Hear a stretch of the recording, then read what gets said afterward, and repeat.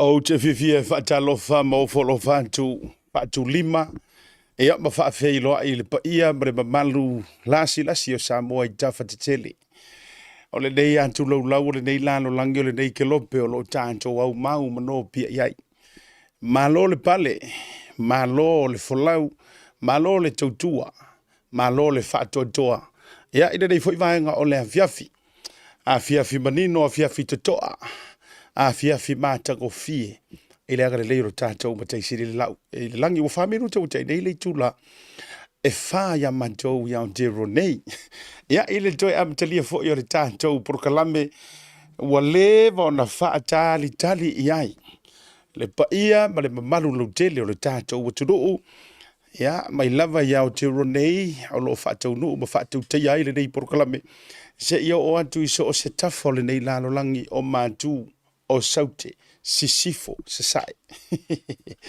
Ia whaafitaitele i le tua. Ilo nā lofa e tu mau e le liu e whaafavau. O vāseu ngā aso o misia fo i le pa ia māngua lunga o le tātou prokalame. Ia o e fia e muli ta i le nei tautua o le nei au nanga. O le tau au na le nei asiata. Le fo ua toe maua le nei ava noa ma le nei lau. Toe foi mai ai e tautua o ele aturu e pele le loto e pele le anganga e pele le fatu. O whanau naunga o le loto.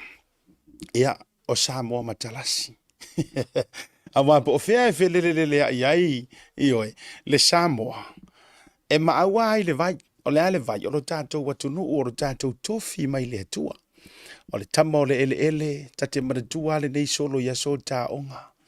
O a ua le tama o le ele. Tate mimita sapi manenei. Ilona ainga masiona whainga o le matai lava le pule wha mamaluina. Ia maruarua ia le au talanga o mafaufaunga. Ia o le au whātu solo ma le au whātu pese. E tala ai a pasina le tūlanga mātango fie ma le tūlanga mo o mia o lo tātou watunu o Samoa. Ia ile nei la fiafi. Ia mahalo le pale. Mahalo le folau. Tau sila bai. Ia o lea ua au ofu i nāntu pe la e ina. Le toninga asia mātou rua i seleselenga. I Brisbane au se talia i le stete au le leo Queenselani. Ia lea la ua tau sila mai ai. Ia o fia. E ofu i nāntu. Ia e tau walunga i foi. Ia mea mana nei antutupuli na weekend. Ia i Queenselani lantou e bese foi o wha moe ngai le te tala aloa ia. Ia o whai ngā malanga lea au to wha mai ai ia le aingo le whatutua i le tua sa mo utasi. Se ia o e toe militino matangata na avatua le pule ia i lantou pe na whautua ina tangata i Samoa. Ia ina ia palota mo le foi vaenga wha upu whai. Ua te tau ona whaini swinga. Le la sa whai malanga duai ia le vaenga wha upu whai. Ia o le whai ngā malo lava le walanga o lantou le tui matangi olo. Ia se taimi foi la ua fea. E na inisi o tonga, e me se foi na inisi o vainga. Ia mātago fie. Sa fea ngai ma le committee whaatono. O le ainga o le whaatotua communities. Ia i Brisbane po Queenselani au se talia. Ia ai o whaakasia e ia makikangi. E leki o foi mele sau noa ngā le li whaola. Ina ua i taimi le tala foi lele matai wa kaupo pole le au ngā lulue. Ona eo atu, wa whiola whaatasi mai saito matitania. Ia eke ua pisi mai o mai na makai ewa mai le tala le matai au popole. Whiola whaatasi pea. Ioe. Whiola whaatasi pea saito matitania. E ale taimi e lia inai e avele o le saito tu ure fale saito ia e avele titania ia whaonga e whai hei mosungu au lama voi o vau i re kaukapenga o le vau kuangi uma le vau pakiki o e au ngala le ave e ina o le titania ia a talo whantu e le pa ia mawarunga o Samoa i le reivanga o le fiafi ia e sa o kou wa levango walu wa tau no sa we fai tanto prokalame e wo tamisia foi o tou e oi wo tamisia lava foi o tou ya me se foi o tou tala malie o tou tala fa le ngolua e fai mai no tanto prokalame ne o tou foi mai au te roa ni usile dei ele toe amate no tiute ma favor ia e whenga iai whaamalulu fo'i le sila le tātou atunu o le a fo'i sa tau mai tau ia wa o lesi ka ngakasoli e matuaf e makua i kaleanga i le kūranga le sporkala ioi o lau tei Brisbane i Ausitalia ai meli aku ngai isi kako loyal fans asiata se ayanga esa we frika ko por kala meu siria ta fiola ya ole anga la vai ore misia foi o to o yo le ai tu wani si mele le ona oni si foi mele le ali le yo to fina ngalo ya tele la foi tanto o tonga manisi foi o vanga fa nga solo le tatou por kala me ya so ya talo fa duai feo yo le tala le ya o lo to fatu ai nga to si ele ma fa ya ma to tele no fa ya o le ngā luenga ia wha apostolo, wha perfeta, wha whaifeau, wha epikopo, peteriaka, o a uma, tō whinga nei lai tofi mai ia whio ngā le tua. Tusi fo e la apostolo pou. Lai vai mai ei o ti a kono, vai ngā uma pena, e le ma whaia re tō te leo mātou na whaia. E iaia i la tau e whapito au ngā whai o la tau whai peila lau whi ngā ruenga tofia le tua. Ia, wha malo atu ma wha atalo whātu, wha whailo i atu. Ia, i o tau sāma o tau whai ngā. Ia, e si ia ma sapasapai o tau. E matua le tuu i ante o tau. E tau ranginga o wha alupenga o le tātou patino. O pa ia wha aleanga nuu, pa ia wha ale malo. Ai matua le tuu le tala le lei le tua. Me lea, ia, le tau fata e whaingata o le fata pa ia o le fata e mamalu o le fata sā o ngā ruenga le tua. Ma le tau pito la au whaatalo whatu asiata. Ma le ngai tu muru whaalo alo. Wa o whailo a i isi whaife au i Brisbane i Ausitalia. Oka. E whaila utala. E whai o le mamalu o lo i ele whaau unga le tua. A o le lau fonga fia ia. Lau fonga fia o nei nisi o whawhia ngainga. Ia, mo la tau whare tua. O vai foi lai taimi foi e sa ai ngai foi au ai e pe e tau toso mai i lunga e lako whare kua ma. O ka e mamalu a sa anga nei. A o le mela no mai tau wina i le nofo ato o tala le lei Brisbane. Ma tu fa fonga le tunu. O le kele le fai au e kakasonga i miki. O fia i lava. O fia i lava. Ina ua fo ile le tate vai tua i luma o kaimi ua mako o saufa whai ngai lalo ma taimi o le ava. Au tau tilo atu ngai kuli vai o whawhia sore koi kiki e so o umantua o le toia ina ia o le sea o isi whawhia ngai ngoma. Tore le iari e parapala uma mai a kuri o whaiwhi auari. Ele man nei fo ila o nei whawhia ngai ngoma. Malanga e sila e malama le lei fo i ala i le vā o le tala le lei maleanga nu. Tu langa fo le saufa inga matai ma vainga fa pena o moli ai ia le fa malo ma le fa ftitili ia i tu langa umala va tautua feo yo le tala le no wa fe mai la ia le so fa malo mo fa talo fatu ile pa ia ma volunga o to uma o wo ma pa anga ia welcome back asiata. Yes, I'm back.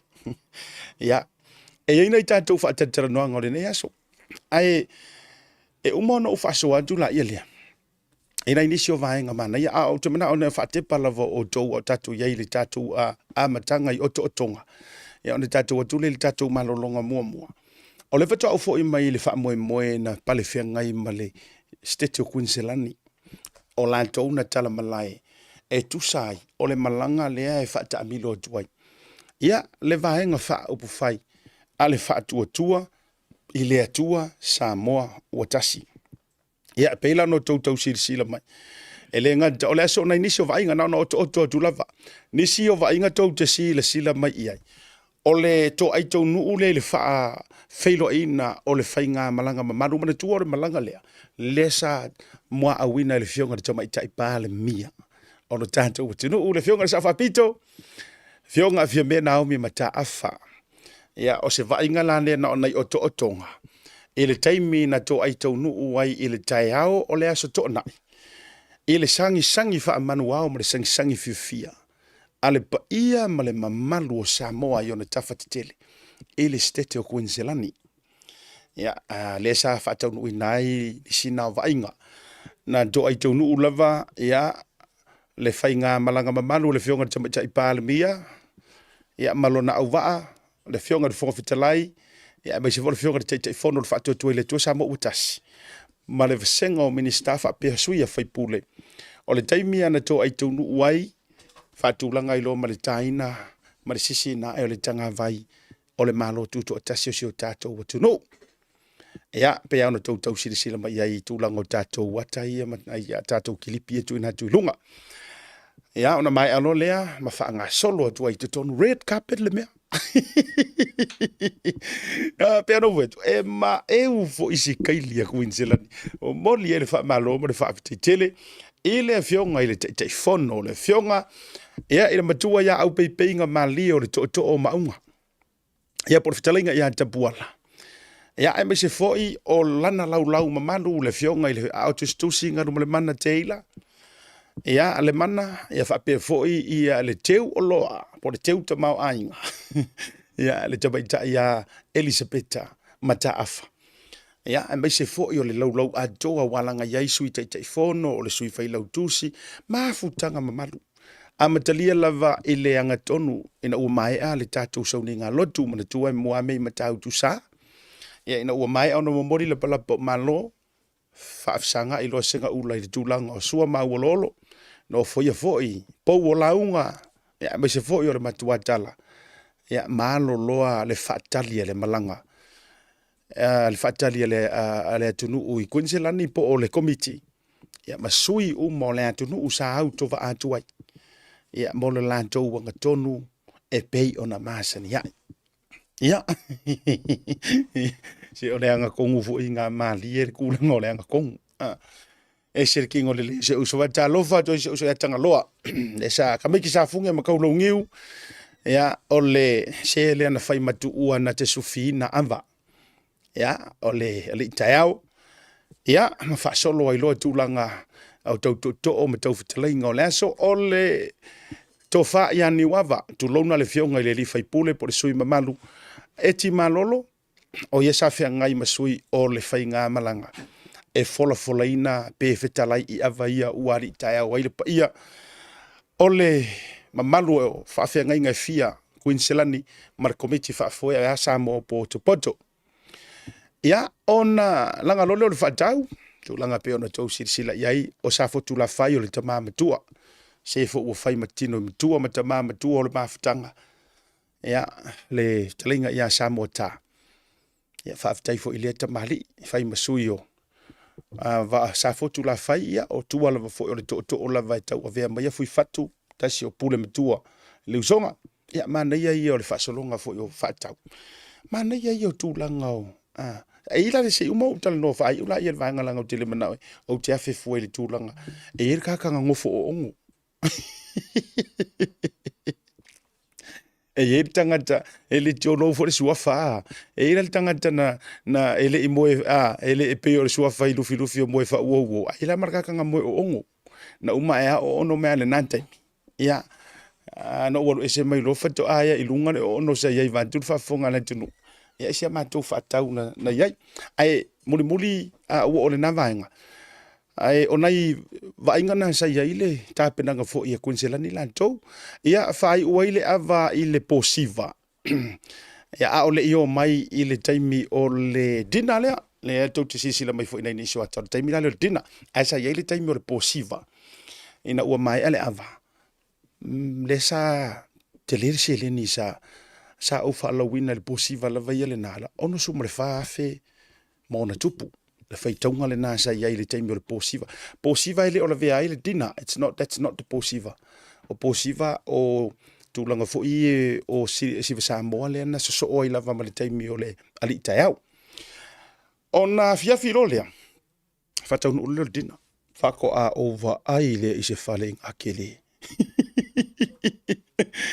o to sila tu le tana le male atu fale ngol fale le kai le i tai ai na le fale io convention center fo le ko Brisbane o ile fo mai tele na fa ye fusu anga te tele fo ie ia talonga te tele le UFC talonga fo ie le fusu anga heavyweight sa fai Australia manisio talonga te tele o to sila tu le ile fainga Queensland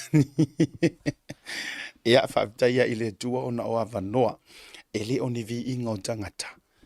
A o le tali malo lava ia po o le tali luma fale. Ia ma le nganga fia o le mafutanga fu. Ia misio sa mo poto poto. I le afiafi. Te le fui nai vainga mana na ia sa iai fui. Ia i le tūlanga o le whaatali la tauia. I le dina le napo. Sa unoa fui le taitaifono le lau le mali toa. E toi tala pipi le tūlanga o le ausanga. O le ausanga, manga ia yona ngā upu. E le o le savalinga, e mana ia o le ausanga. Walanga a savavali. E peye kau fifi mali e. Ai langa o le mele nga kupungi. Awa e fe au sie le fe ngofia le mele o lu itau o le, le ngalu wa. Ma le tele o le madangi e fea ngai ma o e le ausanga o le nei. Fata ausanga. Ia, me se velau nei niso fia nga sai ai. Pese e lo marka malo. Failala utala. Taimi lana pese ele sunga le laule le mali toa. A fionga te ifono. Oh my good boy. E me quando. So le ele orgaka. Ai matua i leo. Taimi lana pese ai la le sunga le laule le mali toa. Wa matua le ofiseu pe bota toe va ai yaso io Elvis Presley. Pena paune o tangata no ta va ai e le taimi na Elvis Presley, Tom Jones, Kenny Rogers, Michael kama foi e pese mai ai va i fe ngisi o le po foi le wala ngam te so le kiva ai i le lolofi ko kinga maka mai ka fe ngisi ala e pese mai dal kamaro Kiro auto kai ia o pese marka malo ia o mantu ia luatu loi mata o fia io ke vai o vai a kuisiro makukua sole wa kau fai fukinga au lo makukua luma kai ia ele kai ia ele soku Allah mantu itumu pe o toeva ai taimi na le e pese ele li o Elvis Presley. Leu tau sisi lama. Pe e taimi e pese Elvis, ai pe e watu ta maitai o fetangisi talai o latou tops. Iwa talai o latou tops, ta vili ai velo a kuruma fo itai ai matau elevisi. Okay. Ai se vai ngano va ai pore o na makua o ngare anga o fingi kuinselangi. Ia, wa tau wa fetuleni o ie mawai o fasa moia. O le fetaomi ma fetuleni. Wa fetaomi le mamano le tunu io e. Tau mafai o le sunga foi tai fono stangata tino le lei tino ese. Ele ikai fia ia ise kingo ese o kamalo. Ia ta ilo ile nau atu tina fo ia le puna toto. Ile fia pa ia tu pao le ofore di fao. Ile nau atu. Ia le ko kisi la maya ke vai e ile lo matua na tau toa. So le nga laka kwa malo la. Ke de ia ku ai vai le kau fao. Ai le ai tu desira fia auto. Ele ai manite ne te la loa e ore tai ono se funu. Ono di. Iyo le a. Ia, o hanga lava fo i o le fia ele na po. Tu langa o le pese al tamaroa ma. Ia, ua laki ua ile porokiki. Ta fe ana faa wau le ta leni ale to ale sunga lau le mali to. Tu langa le pese. Makauki. Ia, ona mai ale ole napo o le tai o le sosa. O isari la fiafi. Ia sa tu fatasia i se whainga lotu. Ile malu tāpua i o le tueina. O le tueina o le pulenga. Ia, le sunga whawhiangai ngai a Tautuana. Mataafa. Oka. Leo koksi sila kuai ai sauro male ata tueina. Ka le au le o le whaife au tulou. Mai se wharetua, mo le to olo whaanga mo o lua whaftaitele la foi. Ia, le ruanga le foi, mai se foi o upu whaalai au ma upu whaamalo si au tu sai fo i ole mea alofa le tua e me se fo i ole faʻasoa i le polokalame faafetaitele Reverend suga toeina tauaana e mese foʻi ia seo faletua ma nisi lava foʻi mese o le taʻitaʻi le faafeagaiga taʻitaʻi o le sauniga i le taimi o le ava ia ma nisi foʻi faafeagaiga ia maise la le faatamā o le mafutaga le toeina malolo manumalo o levi ioe aufaiga levi kei loa laukala taʻilo i ai nisi toeina malolo manumalo e malolo ae paule o le toeina e malolo le fia malolo a o le malo o le toeina ia a le faatama ia faiga set ia levi o so upu faalagiga ia goʻu avea iai le toeina ualaga sa faafeagaiga toeina malolo manumalo au uma lana ufai le matou faamavaega o le a ou alu a o lou faalagiga lea i luga lava o le tautaiaʻi o le toeina ua tatau ona malolo manumalo ae le o fia malolo ona o loo malo lava ma malo silona tino i le tautuaina o le tatou mafutaga i Seleni ia o le tofālau pā poso e malo ia sa feagai ma faalologa i lenā afiafi tulaga foʻi o le faigalotu i le asosā asogafua loa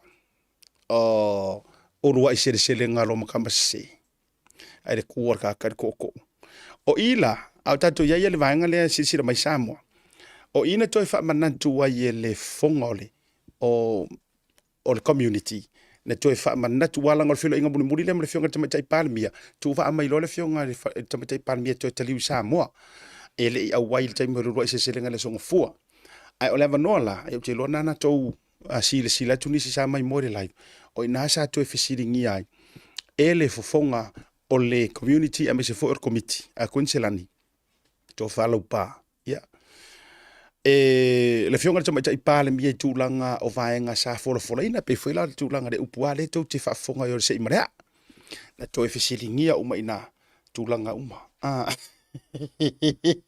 se natu lelei ga foi lai oso mai foi ai faaleaga le mea e tau leʻi o mai nisi ia te aʻu ia te aʻu le MC o tamaitaʻi lana o mai ia te aʻu le MC o tamaitaʻi foʻi e lolotu kei loo o le loloku o i latou na nautou faamai te aʻu o i latou foʻi e famai viia le alii e muamua mai le lakou kalagoa famai e ia le alii ia amen i lo ia o mai kau faifai mako fai kau ngako spa ia faksoso akulaga o le MC le faamoemoe ia lakou kumu mai maga mea o le kau fai le kakou faamoemoe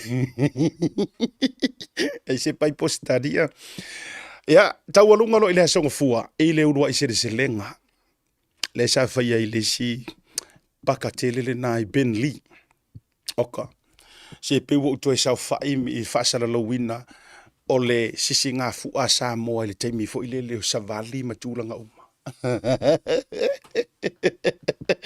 se ke fakoe le sao sakamenti se kasi se kako au i le tatou fans o kou e matua le ia o nisi nei o nai vaaiga o totoa tatou lo le malologa faafeloaʻi i tatou malo muamua o le vaaiga nei i le taʻimuaina maina i le faʻilipu o nai uso maitoga matua faafine maitoga ia ma nisi foʻi o tamali i Samoa ma fanau Samoa sa latou moaʻauina pe taʻitaʻina le tatou solo lea pe ua koe faalogo ai kakagi mai pua fakausi pesega afega ia salaʻilua tele o faʻilipu faapena ia uma sosoo aitua ia le faasologa mai pe o le ekalesia le suga le apostolo io asafo ia faapea foʻi le Hosanna Church Ministry ia manai nisi lava mafutaga pe foʻi katoliko latou nisi o aukirikiti ia le gata i lo le suluape tatau sa vavali foʻi o nisi o aʻoga development a le liki a Samoa junior toa Samoa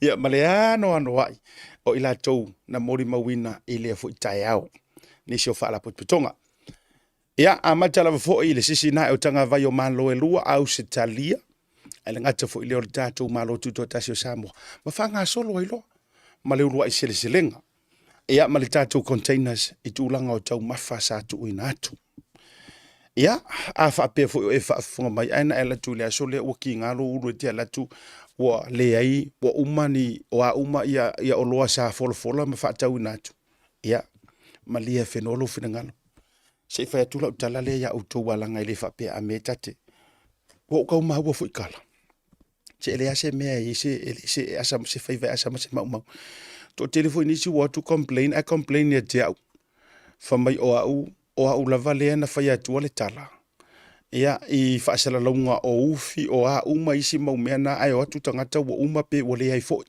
po le alava le tulaga sai ai ia faamalulu atu i o tou figagalo o a'u na o se tagata e faasalalau e faamoemoe lava lau tala e fai atu i le lipoti e au mai le komiti okay again e faamoemoe a lau tala e fai atu i le ripoti e au mai e le komiti e faamoemoe foʻi le tala le komiti e au mai i le tautaiaʻe e tusa ai o latou tuuga tala ma le aumalaga mai Samoa o kalala ia fai mai ante au e faailoa atu o loo mai tatou frozen tatou frozen mea ai o a uma ia o le mea agaga aku ai kaku a faapea lana e fio atu o le taulau silasila pe te tuai atu pe na e vave atu o whatsoever e te alatu o uma pe le ai foʻi pe le ia vakua foʻi ia malia ia lou figagalo ioe ia e o ke kalia so se mea a fai fo le a mai o ke mo ia mai o ke mo o la kuingi usila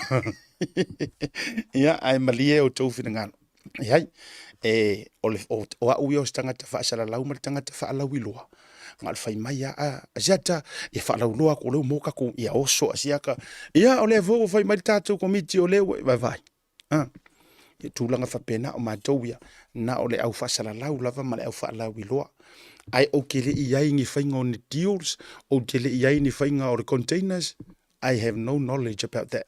The only good thing about it faafetai e leʻi le vankaaki le container ia te loe la haiti ana i vaenga nan tutoe nisi o vaenga foʻi nana vaeluaina ma taʻuna e faagaga foʻi e tuuina atu i lalo mo melepone latou lenei weekend ia e taualuga ai le aʻi o le vaenga lea sei o foʻi mai ona o lua tu la ia le tulaga i se koiʻiga leaga ia lega o sosiankama i faapaulua e uiga le matou faatau au tutu esi o le a tatou atu le tatou malologa ioe foʻi mai loa faafei loa ai se tamaliʻi o le tatou atunuu o lenei uso tulou ona suafa o se tagata e talavou tele e talavou i le se tagata matua peia e lei foʻi sogaaiga ka ia mu ia se keiga lakou a o le taumafaiga a lenei alo o Samoa i nei a matou niusila o loo i totonu o mo local port i totonu ia matou manareua ai ai foʻi la le matatiʻa o lea e faamoemoe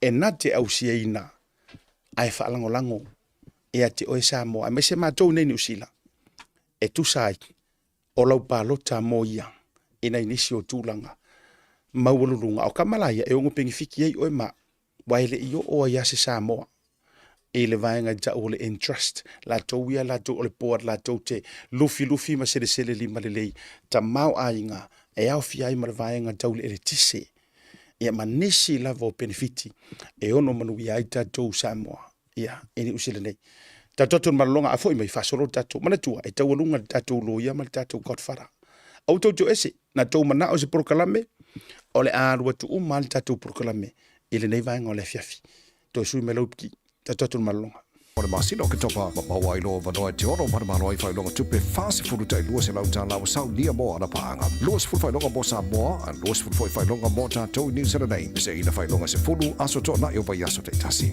Manatua, o loa whaawau pēr lana whamitoa lima tala pēr ai whaonga ina PacificEzy app. E whaasau ina whailo te mi mau Seleni pēr whaonga le tātou direct transfer. Ti posi mai o tupe le tātou account, ma whaamalia ina pasiri lunga o le telefoni o na whaatino leo le aunanga ai nga whamitoa. O loa vanoa pēr o tātou ofisa o o tahu huma le taulanga whaataui mangele pa pere siri o le fitu se furu o tātou na lau whaasopori ai New Zealand. Mo nisi o whaptalanga wala au le o varu se lau o tasi ono po telefoni masani au kilani lua fitu ono fitu iwa fitu wha ma le lua fitu ono fitu iwa varu wha PacificEzy o lau pa anga mo tupe wha mo moli i Samoa.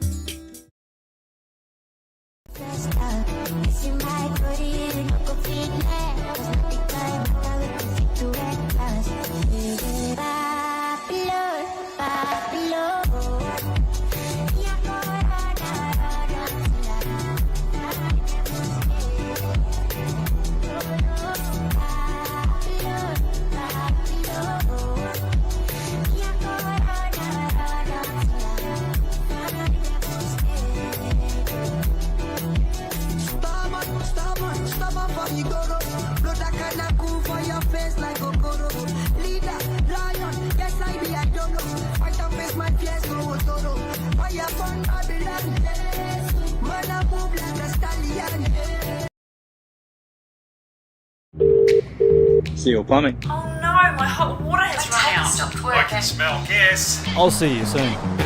No job is too big or too small. We're here to help. Find your gas leak using top-of-the-line technology. Unblock drains using high-pressure systems or cameras. Gas fitting, water leaks. Replace, repair, job done. Seal plumbing. My hot water cylinder exploded. There's no hot water. I'll see you soon.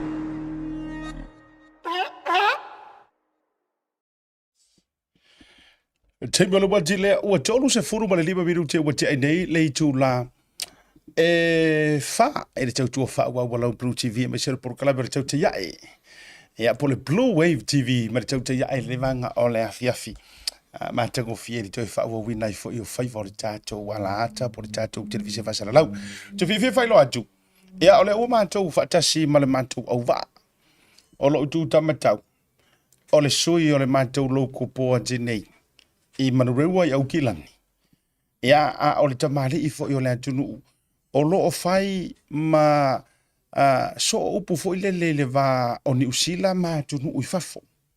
Ia I tūlanga whawao malo. Ia le tō tisi sila mai kaka kongwalea. Le tele na rupu e mayona antai na I sainga Filipingo, Malaysia, Dubai, Amerika, atunu ue tele o le Vasa Pacific. Waluru a au fo I ma pristine. Te tele mapale mia royal families o atu nu te tele rokelo pe a ole tamari I Samoa e tala na tatou ai pe ele e so to ruso na si o ke minga ka fisi ya welcome il tauta ya e lausunga Fale Andrew le sa malole so for man I'll come to you shortly so noanga ya nga ta fo ile ya ole e tauta lua lo lava ya male tlinga ya la waki ia laua ki e o le tō. Ia, o le sunga fo ia laua kuru whaera waki. Ia, o ia fo o le pule ocean net. Ia, manisio au nanga tau technologies. Ia, ITs. Ia, o fia fo ile loto. Mato mafuta. Ia, whataro whatu le vanga o le fiafi. Ia, so I fua manuia siata. Tai mo le fia au ta ua lewa moni mau ia mātou. Ne tai tūlao le aso. Ia, o lo ingoa o le Sa Andrew. O te whea ngai kaminga le Auckland Council ma le matanga luenga o le vai fafo. O te sau mai le nu o sa anapu, sa pali, sa tele fale adili, sa le lesi ma apia. E fai so a inga, le ore fasiri da por leva na fasiri mai. Kele kai kai asiata. Oi ngai o kai au. Kele aso le ali. Ia, a tatele yo atu e o ile so mo fataro fatu lo waki ia suma ye no tanto proclama no le so fo mo. Ia, malo so fo manuia la tu fa il vai malai, ia, fa fonga fo ele pa io o Samoa, fa fonga mai tu e fio lelo langia, fa talo fa tu ile lo fa balanga le yo le tua. Malo lava. Ia, fa tai wo finally wo mo le tava no sa ta fele le fa ta sir malanga I America. E o la tule o lua o si o tama I faleo. Ia e alu o New York le me e tama man tua. Ai e mafai ona e tau sau no mai I lo tu langa le te ngaru le taimi le nei mo mori tatou wo le va ile tatou fa I la wiloa.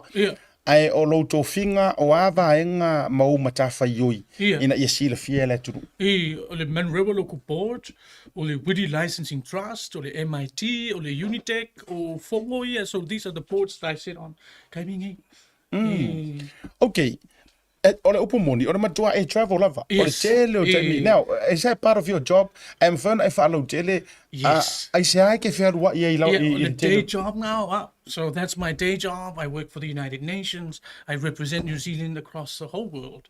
And my job is to lobby for investors to come to New Zealand, for New Zealand to go to the world and sell our produce, our products, our companies, bring money back to New Zealand. Le so langona I le tūlanga le wai o ke whai koe ke rua whakarofa mai ma Lisking o Amerika o ko isia tunu you know what it's like to shake hands and rub shoulder ma tangata nei I longa ma tai longa ma lo losi o lalang. That's one of the benefits of the job, you know, meeting presidents and heads of state, and yes, it's a true privilege to be in a position where you can meet people like that. Do you like your job? I love my job. That's why I'm still single.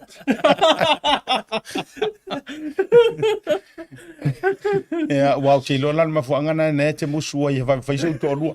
Ele ona o lo misi. Tau si sila mai tangata ye lulu a mo ka ka le. Wa e lo tu va tu lo wa tale le tu fa talo fa mai mal tamalo o pama. Yes. Na so long on what it feel like to shake his hand? It felt like I was meeting another brother because mangkua o panga sa ulay Hawaii. So he's a Pacific Islander. Fai mea kelenga wo sa mo ya sola when he was at school in Hawaii. So e masangi le lei aku lango sa mo mo to Pacific. I called him a Pacific Islander. Wow. The first Pacific Islander in the White House. Ole se fa malo si le tangata va tu ya because he's a man of quotes. Yes. Many quotes. He's an orator.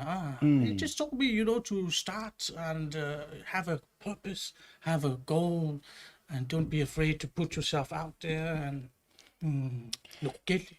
Josi sila mai fa le la o mate tala noa la tu lunga le tatou producer Ryan will put up some of the footage of some leaders, world leaders sa felo ai male sunga ya peno fa to confirm or ka kana le ki fa karango la wa ele se tama itanga tamana eyo mai atu nu ya e te malangai o ana inisi o whaamanuianga o le te aluma tau toso mai te tonu o le tātou o te New Zealand. E kele whai awa ngole turisi aonga so university students mai pay the international fees and attend universities in New Zealand. E kele whai awa ngole whapenga e mawai I whongokanga ia. Wow. O lea sea tunu ue e pia laurunga e se special ai lau visi taime te o sainga o Iapangi o Kolia a ko ngu ia manga me ai e kau mafai e kau sami ai e tele ni faʻasoa o le galuega sau wala wai no foi sau roi nunga e ke sau roi nunga poka la mele ai se ya taila tu sau e tele ni faʻasoa e te ro fianga wala ke 5 e ke ngo foi 5-star hotel se no male pepe au Io le atunu. What happens in Vegas stays in Vegas. Ka hopi pa mo. La ma tu la waki, ese isa no ia. Ele lua au va ma inge ke o wa lua va ma go ma sai ele fe va no. Ya, tu la ngol lua mai le nei aso la sunga le fai business, vai na esa no ina. Ya, ma lo fa tai mo le fa sil ya na fo ua whailoa tu disi fo ioanga wa ale sunga ia fale ia o Andrew Lesa ia o se tangata fo iwa levo na tau tu e tonu le whainga maro New Zealand I ele ngata I tonu New Zealand ia le vai fafo ma o le ala o lo ia wha moe e fia tau vai le pāloka I la tau ia o lo va ia ele kise I ko kongo o kilangi se vaenga o kilangi se kemi o ngā whailo le map lea o le areas ia o le o lo aka vaila kou I lainga ia ale entrust, which is ole owner entrust ia lainga ia from the lines to your house ia ai o manage la company le vector so kiranga ke dengan masainga ko ai ngol awalo poloka awala ia la fainga lu nga fa le company ia so ole po la ko la fa filinga ole erikise le ka ole erikise so te ola ole kulanga lo kan faile sunga ya fali le sunga ya enchu inga ia boso nga songa sao I ko kongo le pāloka. O le pāloka la lea, ia kusa e ko lima ia board members.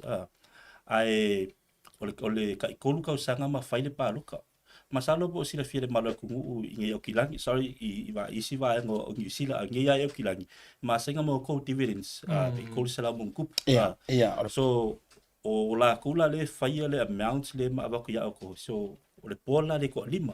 O ke mingeila le la ko fa nga solo le fa nga paloka le wa kai kolu ka usaka fa kingo le la lo ka fa ele sunga ya edge inga ia o fiko ko ngal pol le so se ke mo bo fo ile wa yese sa mo ia po se pacifica e ka bo fa e fi nga ko ko o filinga ia ole erikise I ko ko ai o kilangi ia le la penga ia le penga o sia sila ku le map le o kilangi ia ngisi nga va enga o kilangi Yo lo mafai o nga ia ko kongu ia le whaala konga le ka o entrust ia se ke sa ngole sunga ya fale ko fala ke le per ku langa nga le wa fa nga solo fa pa loka nga wo ku fa ku ia le pe pa loka I lo address a faisa e saingi mua ma sa receive la dividends le ia o ngala ki nga va fa boli ia e la pe pa loka nga wo ku fa inge ke we alu ave kia lapis ia nga ile swafa o le swafa nga lo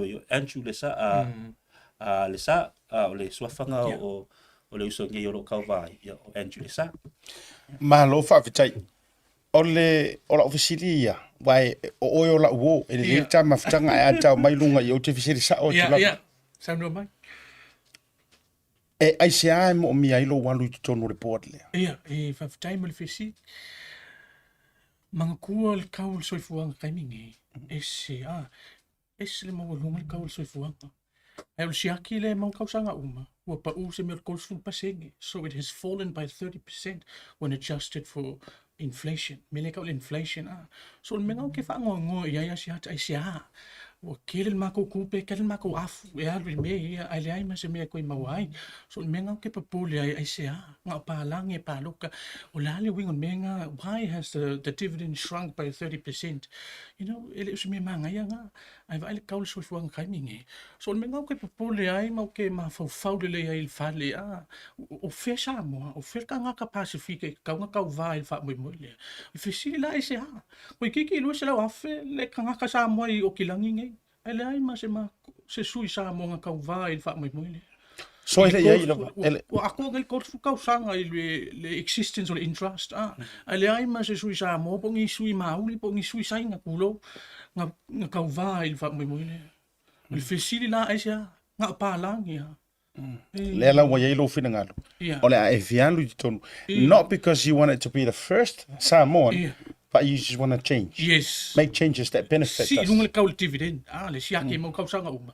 E kaunga, it should be $500 kaimingi. Pe a adjust le inflation le kau le soifuanga. So, mangkua kolu saukara ya sola. It's about $500 ki kaimingi. Pe a lui la le inflation, pe a sule le inflation le menga. So le menga ke popure ai ma ke ofo. Le whaingon pālang. Malo. Because o ke le whai mako e vilai, il kupele whaele o laka fole aso sao ka meiki. O ke le wha lave e kaunga whao ngā le dividend lea, e whai ai ofu ka meiki, ma whai ai ko ngā malea. Ia ai o le mea ka ua ngā, ke le whea. Malo whaawitai. Lango le ole nganga lu te mana o ia umale tatou whaatala noanga. Ia o I loto ma fina ngalo tangata o tatou watunu. O oe se tamali ipo se ano le tunu. E anga va ai alu e sao whai te tonu. Ona I tau wala mai le lantou palota. Ma tūlanga whapena. Ai o le sia o whaafisili fale. E le tūlanga o lou. O ani vaenga I le ngata lai le tūlanga le lima se lau. O ani si vaenga I mawhauna e si lai. E ono benefiti mama ave ngai le tatou tunu umal Pacifica I tūlanga vaenga le tise. Whawhitai me le whawhisili. E le idea lea kau le solar panels. O ke le loa lawa ke le upu whaasa mo le mele. O le solar panels. Ia, o le tatou e tise maua mai le la. Yes, o le ngā. I want to give those to the churches. Le mako I Galicia. So that they get the power for free from the solar panels. It is for all the ecclesia Yes, if you all get in. faith-based organizations and charities. E ka kaunga mau e se pa ui mea because o kau so if we had solar panels for our churches and community groups, sponsorship for the ASP Polyfest, Mal Pacifica, Mal Misamo, Kavanga yo Samoa, e kaunga sponsor I Vector. We never see Vector in Mako Pacific events. So o le fisili ai se va ele ko kelio Mako yo kilanga ele ai mas sponsorship na va ai hinga. So le mele o ke papole ai ma o ke mafo fa wi fane. Po hangi suinga manga ia o ngā mo mako. Ai alai sa foi oile se akele ngā o Samoa. E pa langi masainga ma aku mu ese ele ngā oi. So menga ke ma fa fa. Au tele la tele waki. Ia. Fali. You know ele se ole tu. If you don't mind me asking, how old are you? Lale matu olu soi fu. Ko fa. Now, you're young. Yes.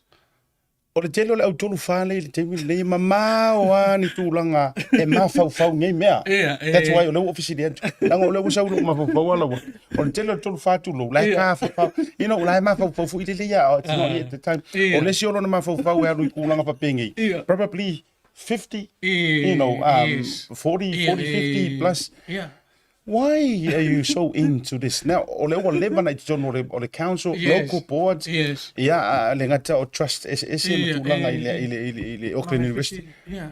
Why are you? We're living on Amaka. So I started at 17 when I was chosen for youth parliament. Meleka youth parliament. Yeah. So we're living on Amaka me whapukiki. So I've been involved with this kind of stuff since I was 17 years old.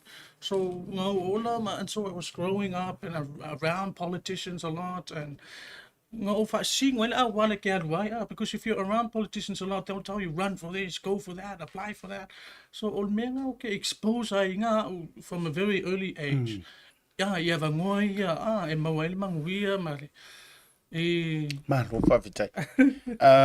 Lawaki. Ya ono le tatu taimi. Te loa madulanga wa te lo e le te fiso swani fo ina ia falo te le ni show vainga ia mfa na show no le tunu ul fati no ino le palota ia o le fo fiso soninga me fa yona tatu tangofi e ave pe e si le sunga ia fale e fa sa fa I tonu o board nei le lava tu lunga na ia tai e tu te sila ia to board fa mo mo le lo o le no vai to wi fo lunga ia si to sila mai ia nga o kama papa ia ele va tu se tu a fa ia mfa sa fa I lau ko sama angat pa em fa fo ia em fa fo ia e coconut na sa fa I ma tu le ele va pe a me tu ese fola tu te anga va ia uyo le ia sa no lo tu la malo faftai ia ole fatino ino le ole palota le famolmole ia lawa mai ona tu faina tu ia pepa ia olo ia umala le lisi o I suafo I la tolo tauva es fulu I la tolo tauva e faangata la solus fulu lima yes o ke topa so e faangata la solus fulu lima o ke topa which is la so coffee ia e ke kangwala article ngo ole suafo ole usone yolo alo ole sa Andrew olo ilunga le tatou paloka lea ia onga ia countdown ia olo fai onga kiliva ele pe paloka pe mai olo ia foi le fasa moa le pepa lea e mafai onga fai kau ia pe hape ke le mala le lo ia mangu mera fai faso kai e pe afa pe ke fia sila fia po fere me e ku ile ia le pepa paloka pe mai nga fai ia lo paloka so afa pe ke le receiving se pepa paloka longa winga e ke le ile sikala ia e ke le receiving fo isa la se dividends mangole dividends kai kau sanga mamau le foi la makala la vangoa e mafai onga e alo ke le skala ilo ingo ilunga afa pe olo suafa le ko ia le pili olo suafa fo inga le la ko ile dividends ia fa pe o tamapo tinale le skala ile le kako dividends o le kako power ia o nga fo ile la ko dividends le la ku fa ko le trust ai o le mercado ia o le fai o la paluka o pe pa ia o manku fa ku ikua pe a ko se la wafe ia pe pa lo ko manku fa ku e ke le ku I pe pa le loko po nga lima afe ia o le mele ko se la wafe fai singa ke ia o le ka ka le kise pe o le ala nga o le ka fai fo isi so ngi so swangi mercado e le nga kai residential pa also pisingisi le pe sa ko fa fo ngai fo I kala e ia I pisingisi ke kele angi sila o le aka pongi fa ingol ka usanga o nga ole nga fakir ko ngol le kise o I la fe so angi ke de ai le kama fai le fa paling e le ngaka inga ia manguia pisingisi pe nga fa inga manguia ia le lau kele le community ka ko ia ai le mafai nga sa se ka ko le ko ia pe ali se ka ko sui ko ngo fo I o se kei mo le wa mo fo se va ngo I de so ia so nga e kama fai fo e fa ulu longa so fai ko ia awa lava ia le fa ki ngonga fo yo o le kulanga I ko ngo kilang e pe se kama fai ko le la sunga asia kai ku sai male fa sik malo fa vetai ole fa fsiri ma maneri fsiri ole vainga la le fa pete u manuia e na o au kilani po le afia New Zealand anto le ina o kilani na o kilani ia mana ia fa maria tu o to ia le lo ia le cha le no can sa yo to so e po si to sa mo pe o fa le sa e ku le ko mo tanto final words fa mo le le sa Andrew ia e te whai ai tangata wha mole wha mai wha tuatuanga i joe o leo te tau mwhai atu wha malusi mai Samoa pālota nei loa ia Ioi. Palota mori sunga ia. Te vi for so for sa o ke fifie ke dei. Ai lunga tatu pepa. Fa mole. Le na le tatu pepa le palota le sa va to nei tu for tatu pepa palota lunga. Le o ata ia mforinga pe palota vai fo ia vatu e fa pe o sa ai kala fo le kongi. Wala ngo tatu e vatu le tilo e tau vatu fa pe ni me va fa pe o pe cop. Na te ia le o tongi fo de lapis. Le ai. Tala le leisi le sila iai. Na e sila le e tasia le ingo sa moal na iai na e wha atatu le tikle na le utu na tulunga. Le sa Andrew. Ia le utou sila matka mano ke le nga ua.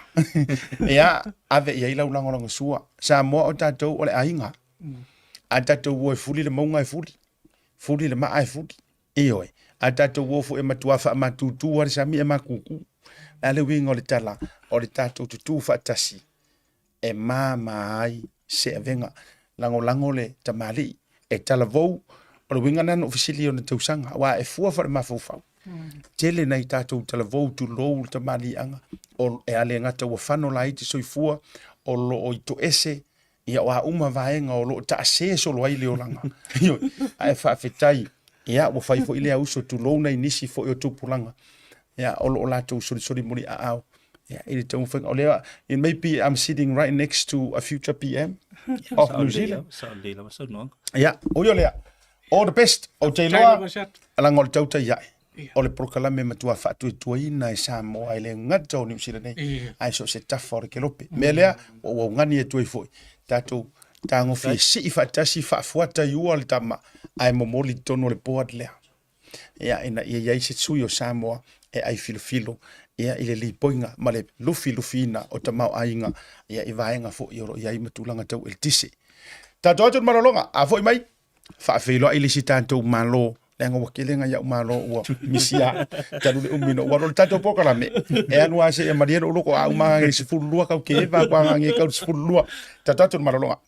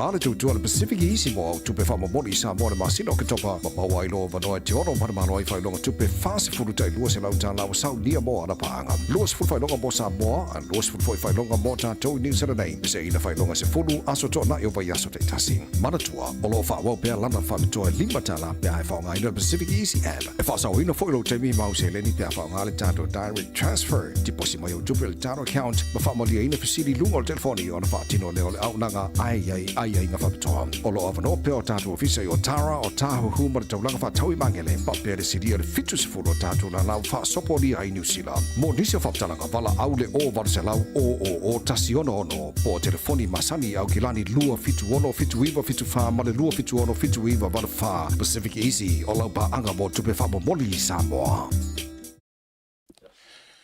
Taimio le watile ua tātono le itulali mai le taimia mantou iao te roneo te fie whailo atu. Ia o lea ua mafuta foi. Ia o whaakarakarangonga uma ngeinga misi au kua unga on hou uma. Ia o no le tūlanga e le tātou whaimalanga atu i kuini Seleni i le whaamoe sa mawaile wala aulia o lo nei tangata. Ia ai mai aloa. Ia ona whaauaune mwhanga solo tātou proklame inisio tātou malo mpe ona masania ia fia fio se tofi. O te fia whailo a jole uma mafuta e le ngata o le pule sili o le tatou Digicel Pacifica, o le pule o le tatou Pacific 40 ma le talofa voucher. Ia, ai me se fo ni so tatou au nanga marketi tūlanga fo i o le sailinga o nei ngā luenga o awala fisoso ninga mo nei ainga. Ia, le vionga ia le au pepe junior tala Elaines. Ia, ele fo i lungo le nei polkalame. Ia, le vionga ia le au pepe.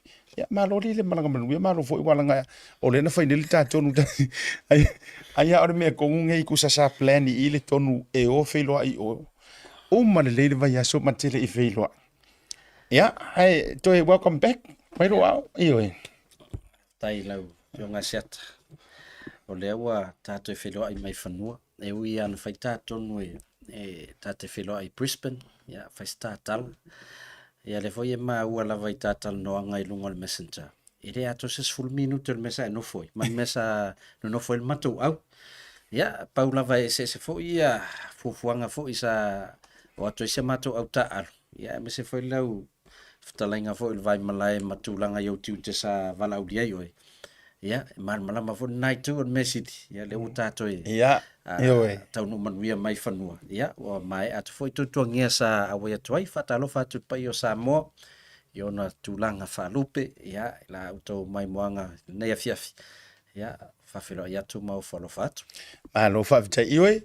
Ole mo se ma tai mi sa lo loma. Sa lo loma ma por me foi le mate felo yo.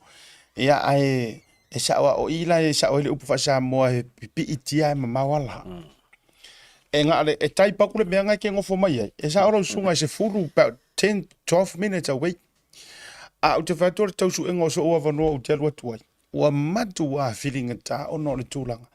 Ia ile fa moi sai. Tai lo foi le umi o kiu o le o official malo ia sa ili ia sosoni. Pe tu sama o mio kiu o tangata e pangaso solo atu e fatalo famfilo ai ele fongal Tautai ya ele a faina le tulanga wa sa mo fo ya no o nai pa anga fo Tautai i Brisbane tot filo ai e de lo la nai vaenga wo longa ese le fusia America ma le fusia Brisbane e langa e man tuata te mai tau o le fusia America pe e fusi palasi le ua. Ja. Al fusi a Brisbane pe fusi pa para sireu. Ka oye. Pe lo o mai ka ma ho ngale ro ka uja. Ai ke va ai. O te ro tu le fale f me se uso le fionga f pule i le lo le f pule i silila ma mana yonalo. Mai choli. Vai pe se lango se ngua ngai lo. Ja, fela nan wa isolo ia. Ia lipstick. Ja. Ja, e va pia o o la tu mo o no ko ku mo fa. O ve uno la basketball fo le au al pool so le a tata me u eta alo ma Michael Jordan. Ka lo ula valle ala. Pie tai fo ngare te o o la le lipstick o lip va. Te lo la siat. Ana fa pe pu e ma so wata te milna. E pauan me fia va ia tuelo fatua. Ya fenomenon wa ya lungo lodu. Ai wani tatarata foi mo fodi. ele ya pi fa anu pa camino. Io. Ai saula marca manesa ya ai uiolia. Ya ese foi le sang fia foi le malo le no Brisbane ese foi le sapasuia Brisbane Landovia. Tu langa fo tali malo. Ai la tau ono le tatai mi. O leo te whalongolongo atu ia wanoa whai ngā luenga fo nei le mawhai ona e mō vai Australia e whare whasi manu po ngā luenga whasi manu. O le alawai to tele nisi le tau whenumia i eile uto mare maina e mawhai ona e to e whaamanino le tūlanga ia wanoa whai ngā luenga ia whaamone mole leo pepe. Whaftea seata. Atono vaenga mō mua lawa e fia whaamanino. O awanoa nei mō tangata ua citizen New Zealand ua yellow passport New Zealand.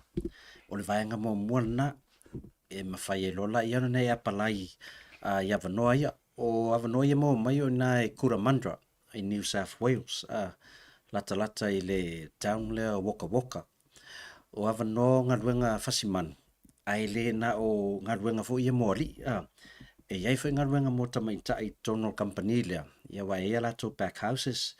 ia maisi galuega masani lava so e mafai e tamaitai mali ona apalai mai o talfefia o lea ua taunuu mai ia sui o le tatou company au kilani talu mai tafatatanoaga muamua seata tatili o i Brisbane Mali.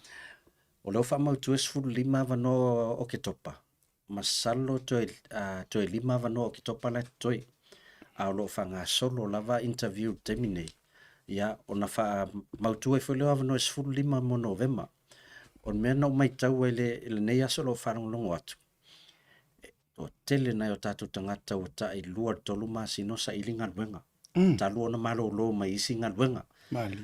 I latou sa galu ai tonu o construction o latou foi sa galu ai tonu warehouses tailo ia sa tatou maitau i tulaga o le economy New Zealand ma mea o loo 2.2 pe foliga mai tele o i latou foi valau mai loi Hawke's Bay Taranaki o loo fagaluega tonu o falafasimanu ae fa mai ua amata ona limiti galuega fai sa taʻifā aso le vai aso sa galulue ai taimi nei pe tasi pelua ia e leo maua lelei a o i latou lana lea la ua apalai mai tatou galuega ia faamanu le tatou o loo mai moa mai Samoa o le manino atoa mo i latou citizen New Zealand ua i passport New Zealand o tatou avanoa lana le faasalalau atu i le taimi lenei e i latou citizen New Zealand o loo i Samoa ia o le foi lau ave o tou contact ma o tou emaili agai le tatou company ia e so taʻisao atu ai pe a faapea ua e fialu ese mai Samoa e te sau e te alu e te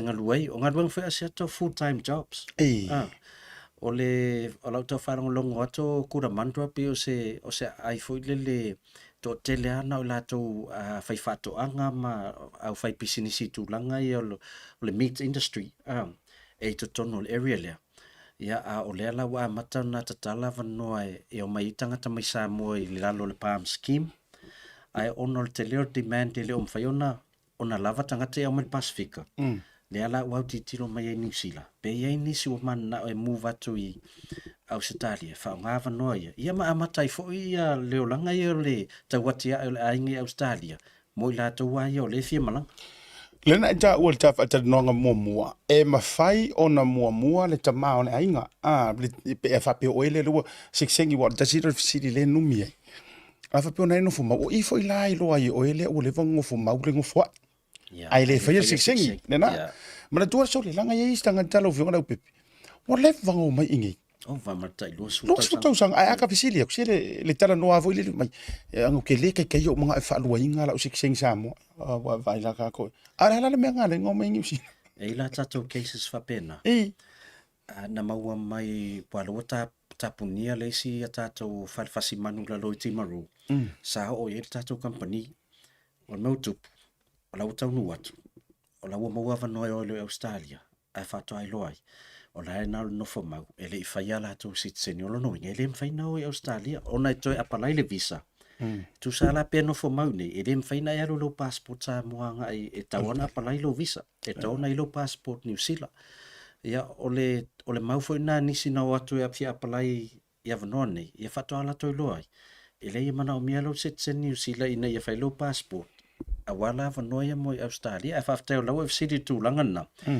mo tatou foi o lo whalongolongo mai ia o matou mai ngā lua fesu fitu pena le lua se lau le mea sa fai sitsen lau a fa se lau mon tupu le e taimil nei le na tonu lava lo no winga o ele te fai me tu se tu iau mana tu whanu tu iau mana tu mo teli tununga whanu po nai va me wala vale no fo mau pai le sing mana tu la o no botayen me ta pule lenga o le wa pasia fo me suia le national le tulafono le national nei taimi nei na suia me le taimi o John Key le tulanga fo ile le tu salava pe te no fo mau ai e komitinga pe te fatinoina se sori ngā tulafongo e onga e silia tu portoru e te usanga fa pui e uma e mafai e marisi anga ona fa le ngaina lo no ma to e ave o Samoa ia tasira na vai ngai te tau ai ona matala lo tatou watunu ia i va pe o le siva ngasiata le wo mantua e mafai fo ila tu Australia a fai o le mai mo mal pokalami a ona tau sa ili sa ngaruenga wa ai full tatou email na info@blazinglabour.com o lo iai fa man numero mo pal Australiana fe so ta mai ai pe afa pe te fia wiful area le kura mandra e te whainga luengai le whain wha man malama ai lato mai New Zealand ona to tele fa mai ele ni ava noi sini ele ni ava noi Melbourne au wha man malama ai company em whain to o mai tau amata te kura mandra o le teimea available mai ai ngā luengai Melbourne po sini a Waitele e tele la O kura manda o fea lea mea. E le pora o New South Wales ma Victoria. O Victoria le Melbourne, New South Wales le Sydney. O le tua oi la o Tua oi. Ai alu lai Canberra. E na o le tu la ma le afai sa we Canberra i Kuramandra. E lata la Kuramandra ai Canberra. Sau mai Sydney e faisi umitele na malanga mai. O pito ye le tele na whaingoa le outback i New South Wales. Wina o whato anga, lafu manu ma tulang whapena. Ia nei te ua pe on mena pe tau fefe i se tala rata mai isi whapea se ma nei anga luenga ta te musu ta te alu ta te le maasani la ia se ngā kura mandra ia mara lo ma whawhata o kilani pe ia la te nofo i Hawke's Bay la lo i Palmerston North o nufo ia i tu ato o cities paun men le i tamana le i mani me te whalua iei na lo whainga luenga ia mai Ia la sa tau vai ono tau tu ta tu poka la me ai wan wa ia vano ai koromanda. O le talarata mai al tūlanga na ele mwhene ato alu ese atu matato ngā ruenga ia vai leo ngā rau pokala le wa matana mo inga ruenga i lato leo whainga ruenga o le isi tangata na latuan nei tolu masina o apalai ele mo se ngā ruenga siata a ila se o ngā te leo lau pokala me malau no foi leo tato fsosoani su e ngā ruenga na o tato tangata sa mo elo whainga ruenga timin o iwa umana tua ili si o kauso ngā ngai lauri ngā apalai ka maro i mor kuota ngā fo ia ko onwara e wari na ule ka ua ia ngo ngai o kausonga ala si fa fonga mai la fa ka di mere mako angkor ka maro wari ia ngā mai ave kai mo se i da matang fo ia tulongo me si aki o mo ia tadi o se e la ku ro se e laki dalis ai le laki des ona me e la ai laki e ke la ku mau fo mia nga ku sala wo ko ai ele laki e ki ko ela ku mau pepa ia ko e vifo e ofisa o i New Zealand o i Samoa ala ngo fongo fala ko inga le lo anko mafai me sa vale ku kama ko ku le pasi i raudi anga mala o ma ro anko e a me riskala e a me o de sirari i leva ma ia manguia fa fka ile ku le la saungi lo se pe fenga ai fa sa o de siri i ku re mu choli chau ona me ku o mai ale i ele mi si dia ku ona nga me mai le aru kari mai mi kuis ona ka le mi kuis mai o wa yo o ka ngo foi ka ko ma mai le fasi ele na nga roi man tu lo di o ka ngo foi o singai e mai are kari mai mi kuis ai fa pe ngai mai pe pa ka mano ona kari le mi kuis mai are fa mai mi kuis o lo wa o la nga o ka yo ngo foi fa so ko nga ka mu no ngala le wa so no le wala yo ia o e fai o i Bluwave ia na fo wesit fia ia lo tulanga tono le kalesia lo ia o faintala mai nga i se si tulanga ai o ris si talent sau o le tato rate o la ua vanoa sui o le tato company o lo fa nga to tato official moto Samoa i interviews mo nei taiau malasto nai tatou ai no foi o kilani o lewa a ver famomua e fia apalai a vanoa ia al watu mavatu lo passport tatou ofisa i nai le mauta Samoa ia e mfai ana apalai fai ana saini e malau contract fai wa latu a mutino wa fiar taiau la mala so to nai mai le se fulu taiau se ia pa ia fa la fiafi o lo avanoa isu ir tatou company me Australia e fatatan no matali uma ofsidi ia a e fialo e loa o le first come ma ma wala no o la tu langa pase se vainga na malero man foi o pe fa pe o ele teru le ani usutang ia o le fair company na tongiro pases e so so ni tongina ai la tu la ia fainga wenga ia tong ia tai lo sutala va yaso la foi la tel what to way accommodation way mal transport o no winga na to no ua e fainga wenga lo ia ai ia coste e kavai ia tulanga na e la lo polenga E unga fiu e mafafinga su e no kai ko so de leu pipi se vai fare de ngisi so la ia me ari su mantua la o whainga o tatou interview la vai e uma a whai whelo tōrua e a watu uma whai amalo tōrua i a wa aire lei ia le whaasai nina ioi a wai o le mele i fo o lawai o e le mwhaitele le tatou kampanina a patulanga fo i le pe a whero tamalo ai a mioleanga ioi e lei o le vang ale nano fat wa e maku wa kuli o e whawhinga inge pe a uma e ngā wa e a vea pet waranga tasiar tala e tasiar tala wha pe mai vai sia kai rau kamera pe po fa so la mo kai ko ro i Australia ai mantua voi la e mwhai wan wha pe mai finu vai le wha le tono talo asiata na on tau nuar tamalo la o sui a ua tau te pole tūlanga e wha mua tau singa o ainga wha rono mai taman loi la mua e vai e ku waku leia ko waka yunga i pe a kupu mai mea au mai wa umaria yai pa more au mai le leia ka la wa ia la mo fa be mai asi e i fa i lo mai lunga le mamalo telo la tunu oila ya ni so vai ngante sa no yai ono le tata mi la u fionga le pepe o i whatingongo interviews la ei mai la tō la sangi contracts. O la vangala na tō rua vai aso. Anga i New South Wales i avnoa ia. Ai whamautu ai la aso malanga i la tō i November. Vai a tātou numera nau tu atu lunga ma tātou emaili. A whaifo e whaingtana e emaili ma e wala au ma telefoni. Ia asiasia tu tātou ofisa i nā i le mauto Samoa. I le aso tai au, a mata matisfuru tai au se ia o i le whaela fiafi. Ia whapena fu la sto nai. Ia lo ia isu ia tātou company mai placing labor mai Australia.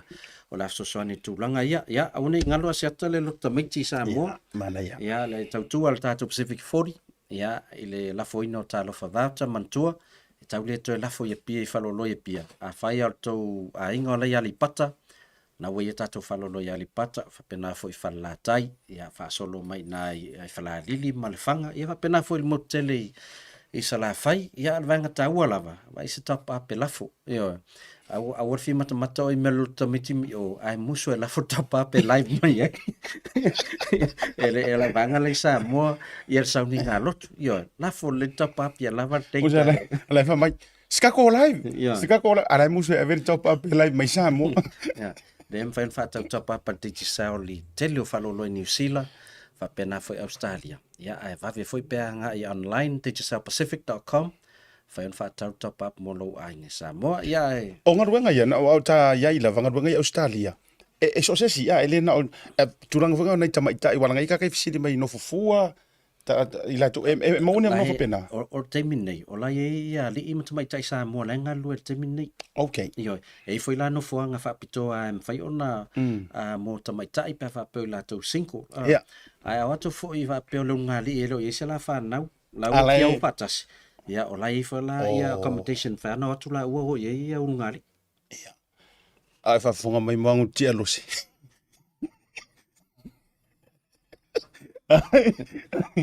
ia e ma fa ina alu tata nei ngaru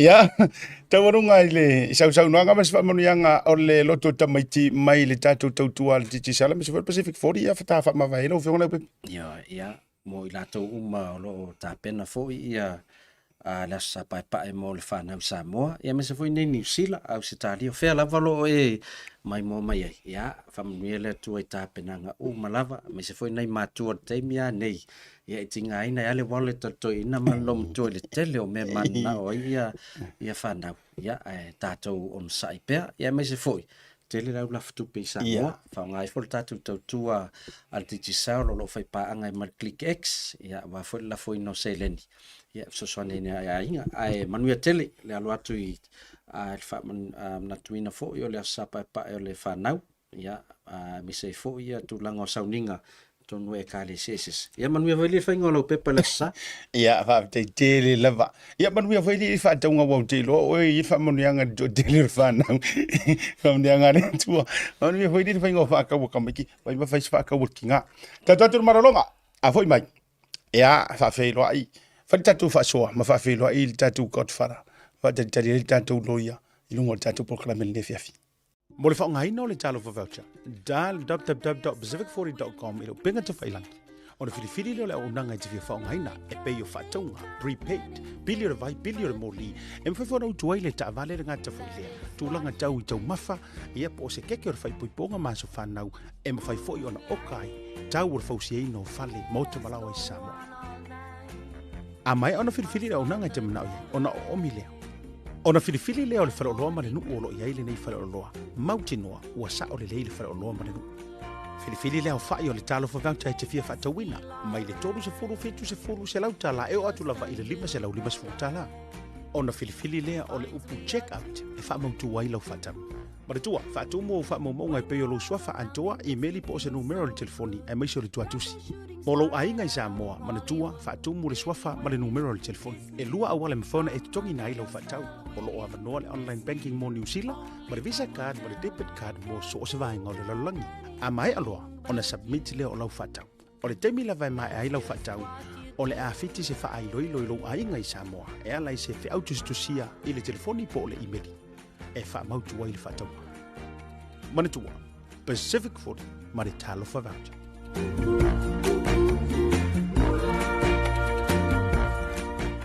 Lelei o ni vaenga wa tasi dua. O lo tasi fituiva tasi dua. Te miro wati leo manu sumale, tonu miru tau te nei lei tu la li, ma le tau tua whaua wale Blue TV. Ia, ma le porkalame o mai antu nisi o tatu whatatara noanga. To seanga, ia, a toare mātou au wa. Ia, ona tātou mio whaatasile nesi fo o vaenga o le nei fiafi. Ai, o nisi o totonga ma whaalau te lenga le amatu whasoa I peo le waala yana paulia I Samoa.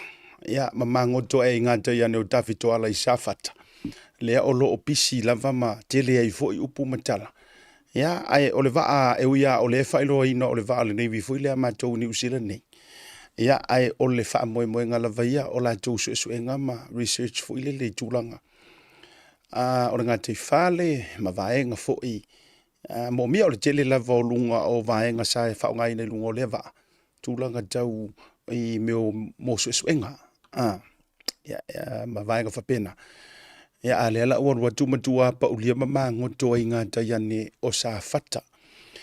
Ia, mai o lo wha ngā solo pēa e tau te whaalau tele le whaatala noanga. Nisi o vaenga whaatau o le nei fia tau tele I atu sina tamai whaasoa lea tātou whawhelo I hele o tātou au waa. O lea ua whaailo mai e ala I se media release mai le vaenga fo I lea o committee selected committee a le parlemene o New Zealand nei. Le tūlanga ua whaailoa mai ai o le ua langolango sua po ua langolango ina e le whainga māloa le national po le vaenga whaupawhai le national. Ia le tūlanga I le tātou submissions fo I lea ma le io ina o le pili lea a le songa le li whaipule ia te anau tuiono. Ia mai skako pakipaki. Mai skako pakipaki. E ui o lea e lei au vatua officially mo le io ina I le whaitaunga lona lua I te tonu o le parlemene. A o lea ua whaailoa mai. Ua pas, ua langolango ina. Ua langolango ina. Mana duare national e sa kako whaakari iai. Awa beia o na tau whai atu. Ia, te le o le ngā lue ngā Samoa. Lea. Le watu ina tulunga le vaenga le ua mai ai. Ua ioe fo ila ma le national la tau te o pongi. Ma langolango zoina. Amo mai se avanoa o le tātou loia. Ia o le alilifa o le whaapawhala la le au talaina. O le vaenga lea. Ia se a tōtino vatu sili le auso I lungo le tātou whasoa. Ia o na tātou awililia ma va I rina na I vaenga. Aina o na outango I oto atu. O te mana o fo ia o na whaamanino le mato le vaina I nisi o whatiata ma I sa tutupu mai I le matou mafutanga I Brisbane I Ausitalia I Queenslandi. Ai o tele ia lulu vaenga lea. E mua na o to e whaamanusina le nganga whaafte tele. I le committee whaafoe, whaafteitele ma le taile lo loto. E na ia tana na watu I sia matou committee. Ia ina ua ifu fo I matou tau ma vai. Ia I le mauta fo I o le fionga. Ia fionga na roli if pule ai. Silila ma le whaletua. Ia sa mawaila se avanoa matou te whelo ai. Ia ma le fionga. I le teifono au peipei nga malie te puala. Ia malona au waa. Le fionga ngaro male mana ia ai mai se foʻi o le afioga i le teu o loa i alis ma taafa ia faapea la le fioga i le faatamā po o le toeʻina malōlō manumalo lea matou atali o le komiti atoa lenā ia Reverend Levi malona faletua ia mai se foʻi la le fioga i le faufautua o le komiti o ga lalolii o ga poleaʻi silila ma le faletua e matiku ae faafetai ai ona o le tulaga ma le toʻatē le lava o te lē tautō laulouina o tou suafa mai lava i le tamāmatua foʻi iā Samoa lau fetalaiga Samoa faafetai o le fioga na ia au pipinga mali tapuala te fono lana ia o nisi e le o iaini o lantou wata e o te faafetaia ia pei o le tofā i le tulafale alii ia fiu ia e mai se foʻi ia o nisi o le toʻatē le sa matou mafuta ia tulou o tou suafa toʻotoʻo le ulumoega toʻotoʻo o lufilufi toʻotoʻo tuisa mau ia o toʻotoʻo e ono mai pule ono ia o le afifio o le fioga le gafetasi talofae fioga ia fuimono ia ua misia foʻi faafetaitele le tatou mafutaga mai latou o le see matuatala feiloaʻi foʻi o le fioga e fonoti ia tuala le fioga e salā te lea foʻi nai nisi o tamālii o te masani ai foʻi i malaga momo atu i tausaga ua tea ia viia le agalelei o le atua ua tatou toe feiloaʻi ma le anoanoaʻi faafetai ua feiloaʻi foʻi le tofasoalo ma le tausi ia malili matou feiloaʻi foʻi o lesi la ata lea la utuuina atu i luga o le mata lea ma le suga i le alii faasalalau o le 98.1 ina i Queenselani fofoga foʻi o Samoa ia o le afioga ia faasoa ma le au i tupuola ia masiona tua atina le fioga le masiofo ia amelia o le masiofo o le mataafa ua failagi le folauga ia lea la na isi matou ua tale na puʻe lofa tele atu biggest fans o le tautai aʻe le fioga i le masiofo ioe ia o se fiafiaga foʻi lo lotou matou feiloaʻi ma le toʻatē lea o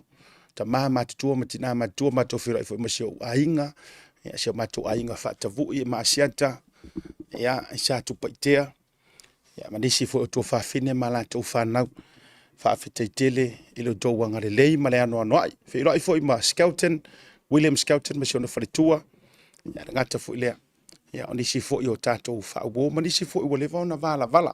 It was great to see Bishop Amma Bishop Amma I still remember taimi foʻi o tatou walota i nei Alema Ward ia i nā foʻi tausaga te leo tona i atu. It was great to see you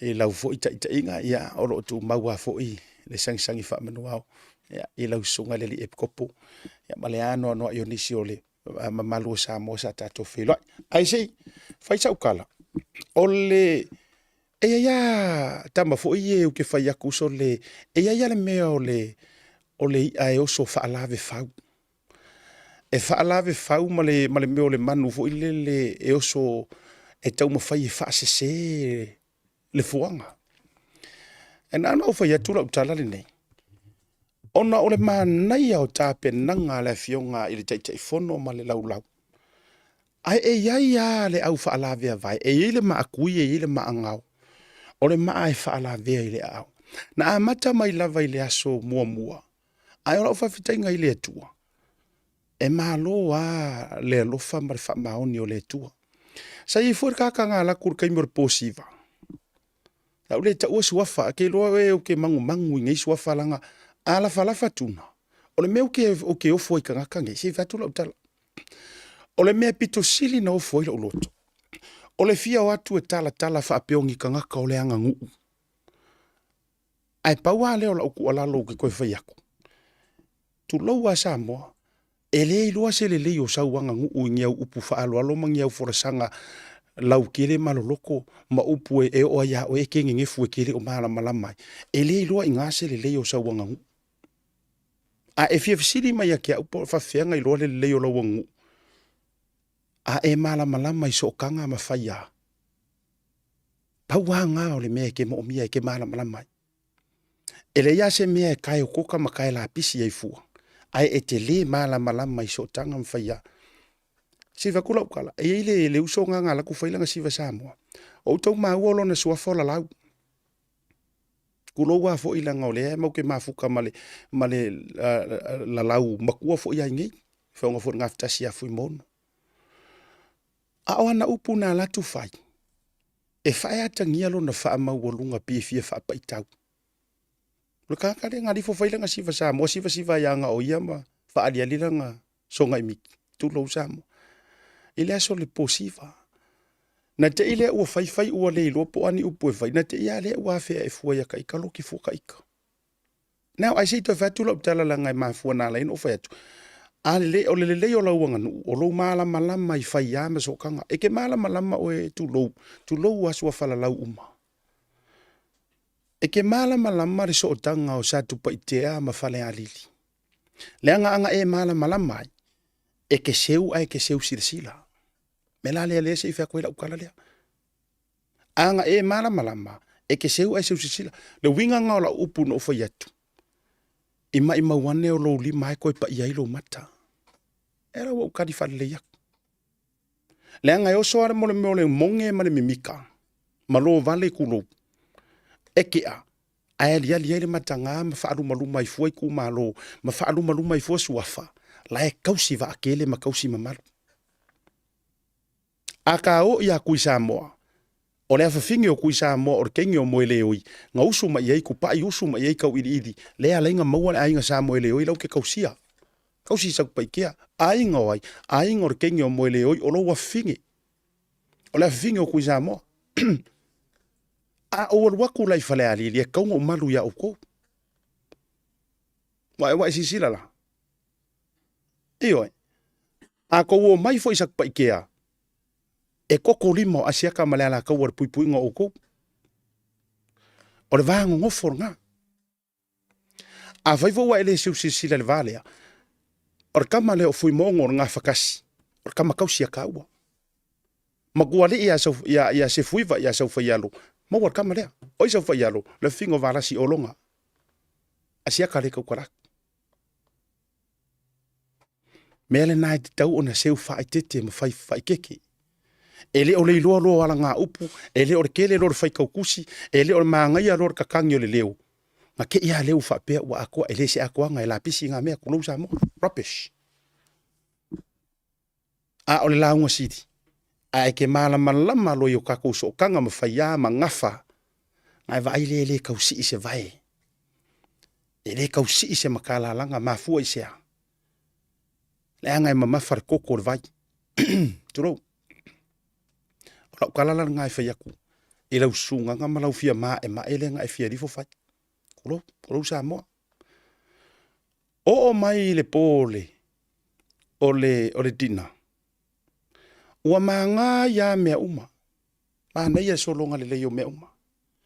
Ai koe kua kule sitanga taua o na wa leva na inu ele ala tu fesi siva Samoa. Ta uva lea tuai manisi o maftanga ale fasti singi. Ento sisi la tuai. Alu atu wai tatou le mele tate fai atu ai. Le ki ole anga vale palangi fa mai. O le alcohol brings out your true color. O le anga vanga le palangi ka ilo fo ingi ko wingu mangi ko fa avevesi kulo. Pe tutusa fo imarkaka le kau kalak. E nga ngau kau ki ho i mesa. A ole anga vanga ma le kala fa ai vanga. Alcohol brings out true colors. E sa ole le ya. E fa mai si o nga, ai ole mea mongia o lo langu sa o ara nga kai meke o nga. Ioi. Wala ku ngai la le, ai le sau me mala sau mai fale vau, kulo wa le fio, sau mai fale vau. O sione to robo ma mala mai, o sione to roe fasta o le lilen ku ku lunga fa sifsa mo HRPP. La tu le lunga fa ali ai le mo le malo vale fo ila doia. O mi mana tau tala i lunga. Pisi ma fa u ile mai tulo. Tasi le vaenga. Tau fa pu tala lenga ngai pisi ma fa ua va ku fa fonga Samoa. Ele o koe se fere ngai so i fuanga le mo fa mai pisi. Na o mi fua leo le tala ma tau. Le kakalenga i le tina ai ko kisi le fia uma. Ene te ia le o tala no ia na hotel ma ona pa sese ma mea malanga ai ma. Tatou a. Te lo e o lai lo loto. Le tala sia o fa fia ngainga. E la unga so. Le anga lava le me fa se ka ngaka o le me lo le monge ai oso. Ai le anga lava fo ile mea e whaamatanga tangata o le monge ai oso. Whaavitai lai tui tama, lai sa o lei oko, lai sa o kou no, lai sa o ele o koko ngos kou mafukanga, o keiro. Ai langa e o mai tau mai sini, sa kia i fuar mafukanga ma malu o singi, e winga, e keiro pese mafukanga, pese mafukanga o le information ngau loa. E sau mai le nuu tu lo wale fio anga o si tatou fio anga fo i fale vao, ma se o kakou, o le ngafor ku ia anga. Waso, po feare me e kala e ua kauru pa. A warua i lava, ka ke ale warua le ini tala e fai. Na te ale wafe mai fualo ke fuaka ika. Sole. Tuale anga se o toloto. Kalo fai. Tuale anga te le o toloto. Le ki ofa mai le tala le tusi pa ia. Ai ai se me sili o nga leo. Leo le loko. Le anga e tupu mai le amio. Ai awalange ingalo. A o inga maka ngala wa amio. E pala le maa. Ai le pala le tala. E feola mai lau whaangau, ma le whaangau, wa lau whaangau, ma whaangau, wa lau whaangau. E alu ma ia i le ngao le ngā. Onga o le monge woso. Te lola utale o vautia auto. Ana whaapea o hau leo te alu te au wai i whainga siva le HRPP. E la whakula ukala. Anga whaapea o hau. O ke ruaku a o hau o ke langolango le fast. O te alu e whaisa o siva o noni o ainga i HRPP. E maua lolo ua vanoa. O ke manga o e whai mamalu. Le ubo whauku aku. Aua tau te whaasi au pule, aua tau te amaia le attitude nā le i kouka i kai. Aua wa tau lau whaia umai le ngā attitude, wa ino si ai uma o tau. Lo wa Samoa. Ko wa i Samoa le affecti o le kai ka ingar ko inga o. O le me foi le nga fai mai la roi singi e kuila e panga o le kau whaaleanga. Ngā le whaaleanga ngā le malanga le fast, whaaleanga le whai ngā malo. Le foi la ua pua ina mai o ngutu o tauia, na o mea leanga ma le tau whaaleanga, tau te whaia. Ka lo whai, au ko koe ngi roku. Yo la ufua lalonga. Au tau toi ni rotu. O tauia le ua pua ina le ala le leanga o tau lotu. Leanga o kala nganga fa ko ko ngi roku. Leanga fa mai au ke sa we avela vi inga aru mo fa le maro uso. O ke o fa kuala se kala. Ngai mangingo fio nga le tua. Au ke aru ke fa folinga mai mau nga fusiua, mai mau nga pelawi. Mai mau kuspa ia. Au ke fa ka nga fa folinga. Aru mo fa le maro uso. Ki lingi lo loko. E mama lo loko. Mama o me ke fa ia. Ko ke lo ko ang fa pe o ke alu fisi siva. La ngai le yang isu nga ku pe HRPP o fa yang ia mako. Anga o fa ingi isu nga ku pe ingei a o yang isi o ke loa e ka kau wai pe sau no mako fa pule sa pa ke fa ingi o kilangi. O ke alu la ngai fenka o le siaka. Ke le alu o ke le alu fa pe o ke fia lango ngi ngame ai o ke alu. La ngai ese ale pungi loa ese le pungi makakongo. Ai a mau fo se kai me fa yesa ukala. Se langa o ke kaukala ma fa ikeke o ke le ku onga wa a o ke ku. Langa kala ngala apostolo Paulo. O ke le kaukala aku onga wa ai o ke kaukala aku onga o ke riso ua ola ko kongu ya kia. Lalana le te fia fa manino tia o tauia tau te loto le anga mai ya kia. Ai se mea ka ko ke le kukusai. Langa o ke le fa molunga. Ai se mea ka kou ke le kukusa ai, kau ke ese ai. O ke le mimika o ke le wha maurunga. Ia, ngau o ka ua kua. A ka mamai ia o kou. E fo ile siali inga le whailanga le ki o Brisbane. Lea walu soro e whaikalinga o aupa. E kere o iroa o a inga ngai ke aruai. Ngai le maliu ai ala kufalea ngai ia. E le anga le more meore kula fale. E whaafia poko ai kau whaleanga. E o lalana le o mawele lau ngi. E se le leanga o louku mai ki fia whaangeru. A orka lea. A faʻasoa mai koe apa ure langi. E ui ngara kai kasi kai ko orua kai maka ai. Alan me nga ele lifo ia kia ui Brisbane. Alenga o waku o pisa yo ele. Anga ke le se me lo manava. E ke lifo folar ka fala. E le o karangwak. Kire fia mai mawar kai me ka wai lo ngolo proclaim you're not worth it. But wo langona. Sole. Ai onga wo tau va ai mai u fa tu puele tua se o proclaim sa kau mafai. Eyo. Ai wo tau va ai mai. O yai le ao le leio le tua sinei proclaim nga o kinga inga mo wafu mai ai. Salia inga au kia inga au ngare anga mai si le kio ya kia. Loko le anga mai uma ya kia. A o lalo ai mau ai malo. O lalo. Eoi. Kuri vae makakalo i lea kua. A lea ua yei le a o la vea ima le a o le favor le kua tautai ya e ma le Bluwave TV. A ua ki ngā i o kōloko. Tatou wo i lea nganuu. Mai lea o ngā ngō whaku i ngā lea ngā ioe ngā agree ro lea kua. Whaku lo masia ua o ngā. A ua kou fiu kou ki oe whai ngā porkalame mga mea wai loa umai lea kungu umasa moa ngā o ngā ya o kou ke palafu. Pisingisi, kou ke whaia wha pisingisi. Lupe foi vau esi. Whako a kolu kou sanga o le lupe foi vau esi. Lua se lau 5 tangata o loa o tauinai. A o kangaka ia o le tonu faʻasoa lea onga lea ngō whaavainga. O le uru moko kaka makua la ye fiku kou sanga. Lale winga o lau tala. E si ikia e lea kuar kangaka e mama sa o loko. Ewe. O mana o ale lau ringa iso usau se e whakusau kala ya uko. Mo maua tolu tala o leke le mariu ngā e kere o iro a inga ngai kouke. Ngai mariu ngā. Ai ke haru whalea ngai ya. A ola ofisiri. Ole asa umea ngalo ya oe. Ole a ea sa umea ngalo ya oe. Nena. E o a fo isi a wari e mauke ringei. E o a isi lea ngā lava a u ka ungi ka ngaka piko siri ngā lea ngā loko. O ka ngaka i o whaafaru poru. E mese a kaka i o leo fu i whaila ko por kalami kulou. Tu lou wae le vai al whala o toi le sa tiar ma ave le fua. Inga ingisio a uo ke iloa e alorofa ma. Ia. Me fo ilea ma fua inga le kuku ngi mea ke kele whai sa moa langa le anga loko. Sa o le leile la unga le sunga le to ina te taim tangaruenga ia Reverend Tautuana.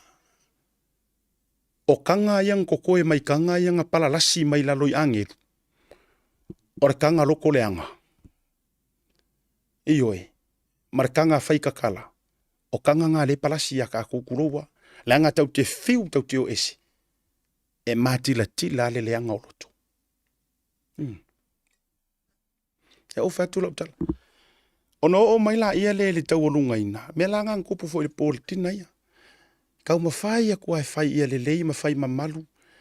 Ai o mai la vai tau mawhai e si e mai o la tau wawanoa i le maik. Na te i leo whai tala tau wha aluma ai le makanga ai le porkalame. E le matanga ai asiata, e le matanga le komiti. Tau te whiu e wha leanga i a kape nganga Brisbane ma la tau komiti. E le leanga. A nana maua le wanoa le whionga le sao wha apito na ua mai a le taimo le awa. Nga kou wha afofonga Samoa e le sau ngoanga le whionga le sao wha apiko. Wa tele ava wo umalanga ai, wa tele tali ngā malo, e mese a mengi o whaakau. Tele o vaenga o te mori mawina e vevesi. Ai whaafekai kuingi se langi. Whaafetai wa sao mauli le tatou whaamoe. Mai. Maku ai acknowledge le leie le whionga le kamaika i pāle mia. A le ala ua ufo i mai. Wea kura ukala. Ua ufo i mai nei. Le no tau nuu mai le pō le asolua. A le fato a live mai le wha mavaenga po le aia vare komiti. A Seleni ma le paia o le whai ngā malanga. O le a malanga atu i la roi me le pone wale. Ua tu uwa atu i me le pone le whai ngā malo. Ua maanga ia mea uma. Ai koe kua e ai lunga le kangaka ku lou a lufi. Tu lou le tu mua o lufi le ngai le wha apea umangi lufi. Me fo ile maua re ka whawhau isi kangaka. O i fufua lea a mai ku mua i longa ma ka uwa lea i fua le ngoa le lei o lufi. Kulo. Awa o le upu moni ma le upu tautino. Ua lakia. O kangaka ia keling whapea. O kangaka fo ia ua lakia onga o lea ua kofi. Ua kofi lima e komiki kangaka e sa wha. Anga palasi mai e tu usao ai le vaikele ia sa mo poko kuingselangi a koa e o mai aka ngaka ko usao representinga menge mai la ukala e le sa fai le rile lumai e le sa fai lai omi mai ngofo ngai lai kua me la le ese ka ko ioi o fa longo tu la ile fainga sito ina le lenga faia ngai se ale avangoa nga ku e fai e fesilia le komiki o le Tautai mele ko ke fesilia now let me clarify this fa mo le Samoa lenga o le lo loma fa mo o melepone le mauti awai uma fo fa mo melepone lo loma fa mo o Canberra lo loma fa mo singi lo loma fa mo o Amerika i sikeke e fa tali mai tau lunga mai ya matou nei au kilani e fo i hawa ai se fa tu ala utala lea a maua lo ko wa vangoa kulo komiki le lava kulo ku ala lo le ya o komiki ma mafukanga le fast a maua lo to wa vanoa male fainga malanga e fesili ingi fesili angoa fa mole fesili ile ruma ngai manguia o Samoa ai au fesili kau falenga lenga ko e mamma va o ki ayaki tulo a maua lo ko wa vangoa fesili ia ile se imalea fesili iai le rule of law fesili iai po le an mo songa le case o Samuel alla ma fesili ko fesili ai ona mafu anga ke le ofiala ku ai tulo o mano fa mani nonga ya tapuala a mawala vangor ko komiki mar ko supporters ato al fasa dato ainga e fesanga i malfainga malo go for it au ko ke pole me kia lengo asiaka o aso o mai mawar kai mi avelang ku alalo e fa leo asiaka le totele le o mawa no ole ale foi ali o mawari ko o vangoa ai ala ko manga ko inga fesili e kele fesili il se imale ai kele fesili isi me ala ku pusambo kele fesili pe po afia a o ke ye ko ke palo ka ku fafu ai o so fu lo ke a u ka ko faka e ke o so fu lo ke a u mo lo ke ngamia ai se vai lai lo vai tu lo o e ko inga lenga ku lenga e sa fa i fa ka uru firufi ai lai lo vai le ala le te fai atu ai sa ka kaunga e se usira sila o fa o so kwa o ke ro polo ko inga lenga ru ilalo ngale lu ko ya ukala lai fai e ta o mai pese ru to me o umana por kala me ma fa fa ku au ke o for ko le manga ku ro ola ku ma o fai le fa mo mo a vai ka ko ko mangu a se ka ko wa mio lenga me tupu tapuala e ye fo ia anga ko kongu nga ka un ka se upumongi anga kulo wa mafukanga lenga ile o se mafukanga enga nga ese o ka ko skeke ma ka ko wa kungu a o le paki nga ka ko fai kuri vai fa ka si ile ku ai longa nga kaloi sa lo kala le fa ai longa nga kalo le lopo o ile skanga fa ko ai o so mai kongu ma fia kanga ka inga u kur malo ioi a mawala le ava no fa mole fesili ile malo fesili I mea le lumanga I mangu ya o fesili e ke fesili fuala o ia o le ala me fai I ku mua ma pule ongo. Ai ke ngofo la ma kau whaaleanga ai fuar sua whaasiaka. Ai se whafonga mai la o elea tu load ko ingale. E ke mala malama I le kangakanga e kai fongo le whaatua tua ile tua sa mo utasi. E te mala malama I sunga la aulia de mali e koa I suafa ngai suafa I la auli.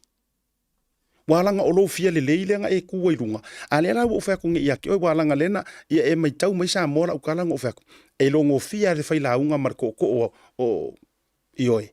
E le furuka e le enga ke iloa le va, enga ke iloa ngafa masokanga. Le la ofisili o ki wa e so ngi la fa le anga le asiaka. E fa le anga nga I kai fongo mar fai nga malanga wala auli kai fongo. E ke malama. E te malama i le suafanga I suafa I la audi. E asiaka. Wa isi sila la I le mea kui whai kuai e aua le whaia le mea fau ma whaoso le monge le anga I le anga. O le ala ua e ngofo, ia, whaftai e mea whatupu. E asiaka fo I la audi. Wa isi sila la I le makanga kele o le mea ufai. Kusa o le ua e ngofo e koe whai aku ya la audi.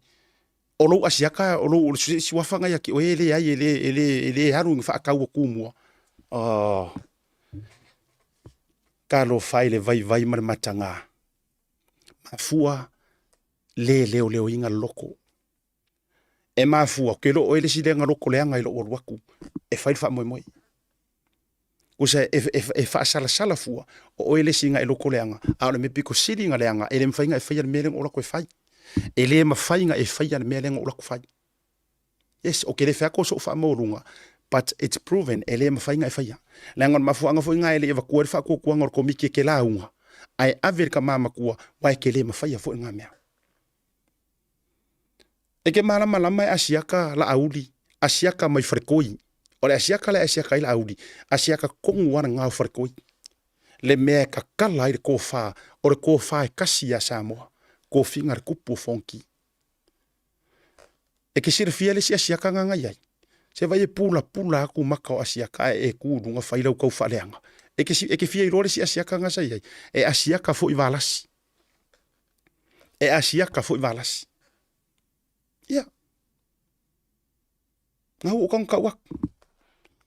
Wai vai lai le makanga ua koe pa ia ma koe vai manguar ka pe nganga ma ngaya akoa kalulu fiengi wali. A ole loto eleanga. Au usau kariak. Ku lou langa leanga vala au ia moe fa uo. Moe fa uo. Ya. Lau fa ia akoa kuai markeli ole mau. Mau ku lou wa lufi. Ku lou sunga. O le winga na o tala. O kile fia manga o e kai kuaro ka kou vango ngofo. Kile manga o e au kala ro ka kou vango ngofo. Le anga aka karangolo le kupai ngai sa fai ngai le leo le fio se uka kia e a le fio o le kuyakua ma faao. Ea aka ku karangolo kupai nga. Ea le karangoa ku asiaka. Or kupai mai sala fai. Or kupai mai farkoi. Oi. Usunga nga sau ainga kongo mai pea ya kongo ngar kui konga fai nga fai ko koru fangau. Kawili kupai markengi o valasi farkoi. Ia wala vanga mea. Ala na le no te fai atu. Se so ye ia tu te fa pena. So ye ia tu te fa pena.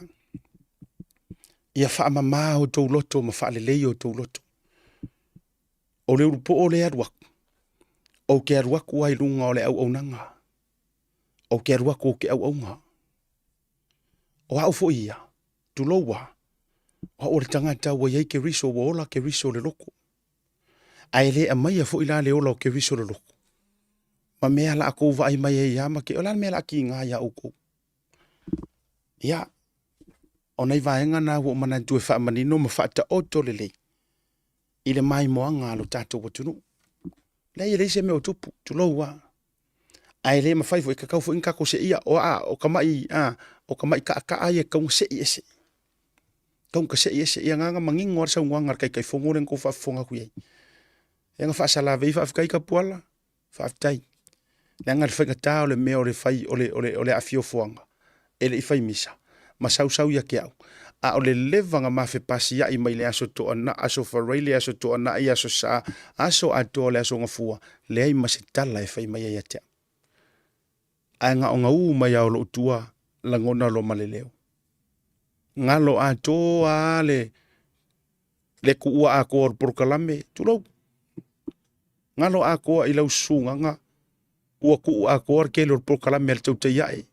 Ua nga lo I lau sunga nga waku a koro ko lua malau kamae makua e mai. Ai talia le vala au mar faatala ulo mai e ruatu. Ai matua le anga se lo loto. Uyo lea. Ya. Fa malulu fa uno I lau faafunga maua Samoa. Mata totu malolonga lau to aitau nuu ya sunga Leiataua. Fa malulu fa uno I lau finangalo. Ai wo manatu. E te tau ona fai se fua I nei tu ai ngā tangata whapene ele ngare pau ai. Wao le fo elo loma le wha moe nga me le pone, lau fionga le taifono, le malu whapea lau le autostusi tā puala, ma le pa ia o tū le toa, ma o tō mai whawhia ngainga, ia mā tāla le ngai ia le au whaleanga mea ia fio ai solo. Le fo ila tatou nu te mea whaatasi. Whaftai a Brisbane o le ua, sao mauli leise me o whale tonu.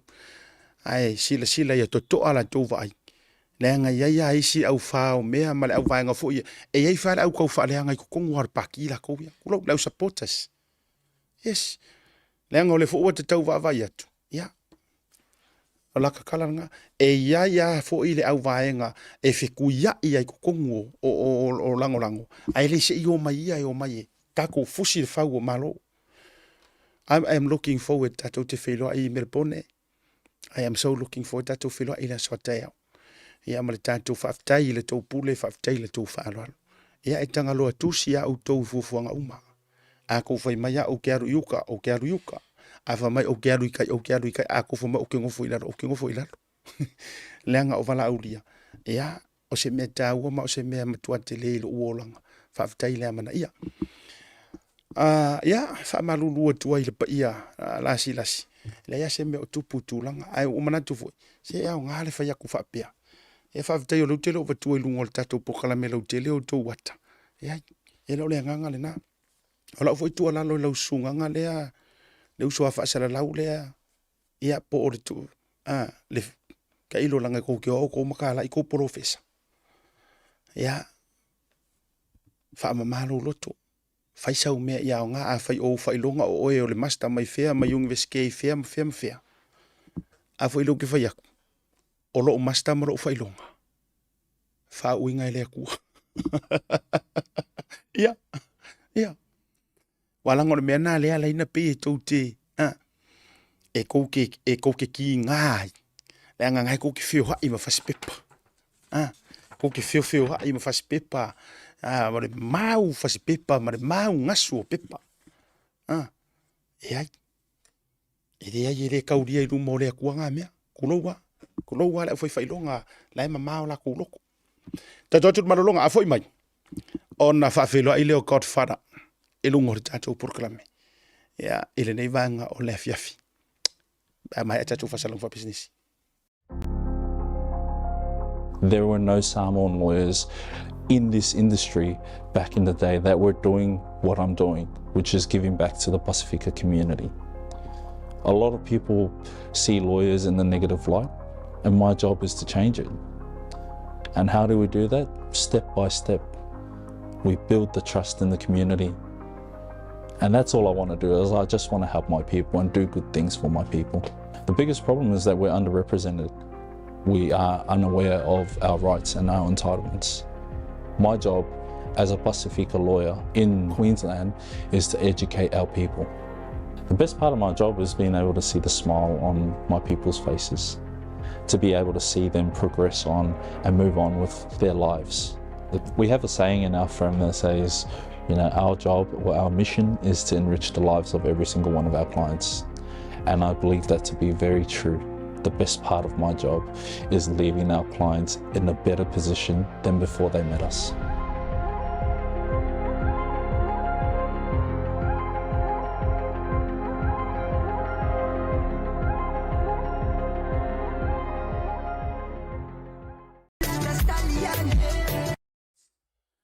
Te mero batile ua tātoru le tūlai ono ma Tasi ma Godfather. Ia sunga Leiataua Manufui Nelson Peterson e ilunga fu o program mo pisia o e luso matua polo sunga Godfather mero ao. Ioi. I miss you so many. E mate wha marulu atu. O le pa uia te una whai maile tā lo ia. E malanga ile mo misi a tau ya me la le mo fo lo waru umi iyo kere me o ma fo ya mai lo fa muli ata lo fatu o ke fa muli ko kapo ya vai kadia era ye ka o kama maku kwa walanga a fa muli ele se lafo vai so que me cori po pe fa ku la e pau kadia Nanga me voy a amisa. Ka puai. Ele que me cambia ele que papel com a marima. Aí vou re que faia no Carlo nganga esse o ia. Aí vai caria kama matua. Anga faia com a família. Aí eu sou mesmo vai le que fa família o capua. Wa foi lá a família ele se lafo a capua e mola.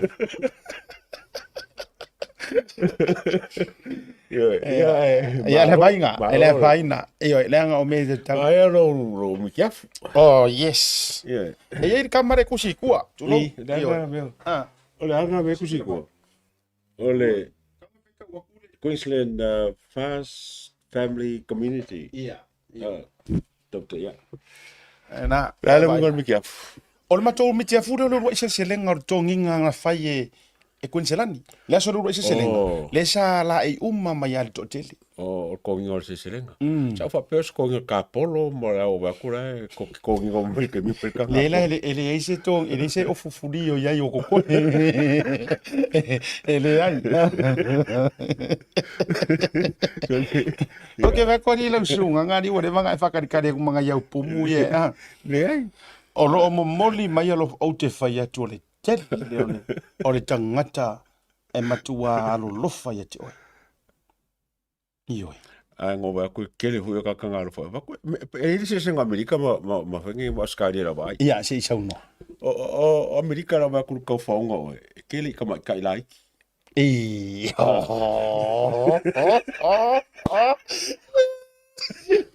Sao ai come again. Eu vou para Amerika la ko fusi mau yo fusi. Ala ba ek mai ka ku la me nga ngi skari Brisbane. Kele ro ma ku. Ia. Lima onos furu fitu furu. Ia, le kausanga lima furu ngai lunga. O le melenga o mai ha. E fisili mai ha oi. Oi fa fukai. Nga fusi mai ha mai. Alo fatu ya godfather. Ai fa mau fo rainbow fo branca wo. Ei, o disi fa mai. Alo fatu ya fara. E wa man ko pe a ro pure fara. Fara godfather. E pe ra sisi Ja, nee. Ja, ai. Mano. Mai a ne fi fo I fa kau ia nga fai la mo fa kau le ngo fa ngo le sa kau pisa mai o me nga a fia pisa pe o kau lo sofa por ase ole upu moni ma le upu fa manatu ele pisa ma ko fa ole ma na yo ma fa tau le se ma foi le mo ke uma ai ona ia la fa tu la tala ma to tau nu atu ia fa ma fa no me le fionga te fono seta o lai maualo no fuanga I luma. Wa ui au kere se po o kua po au kafa fia lava u tele popole. Ai fa fitai le la tau fala inga.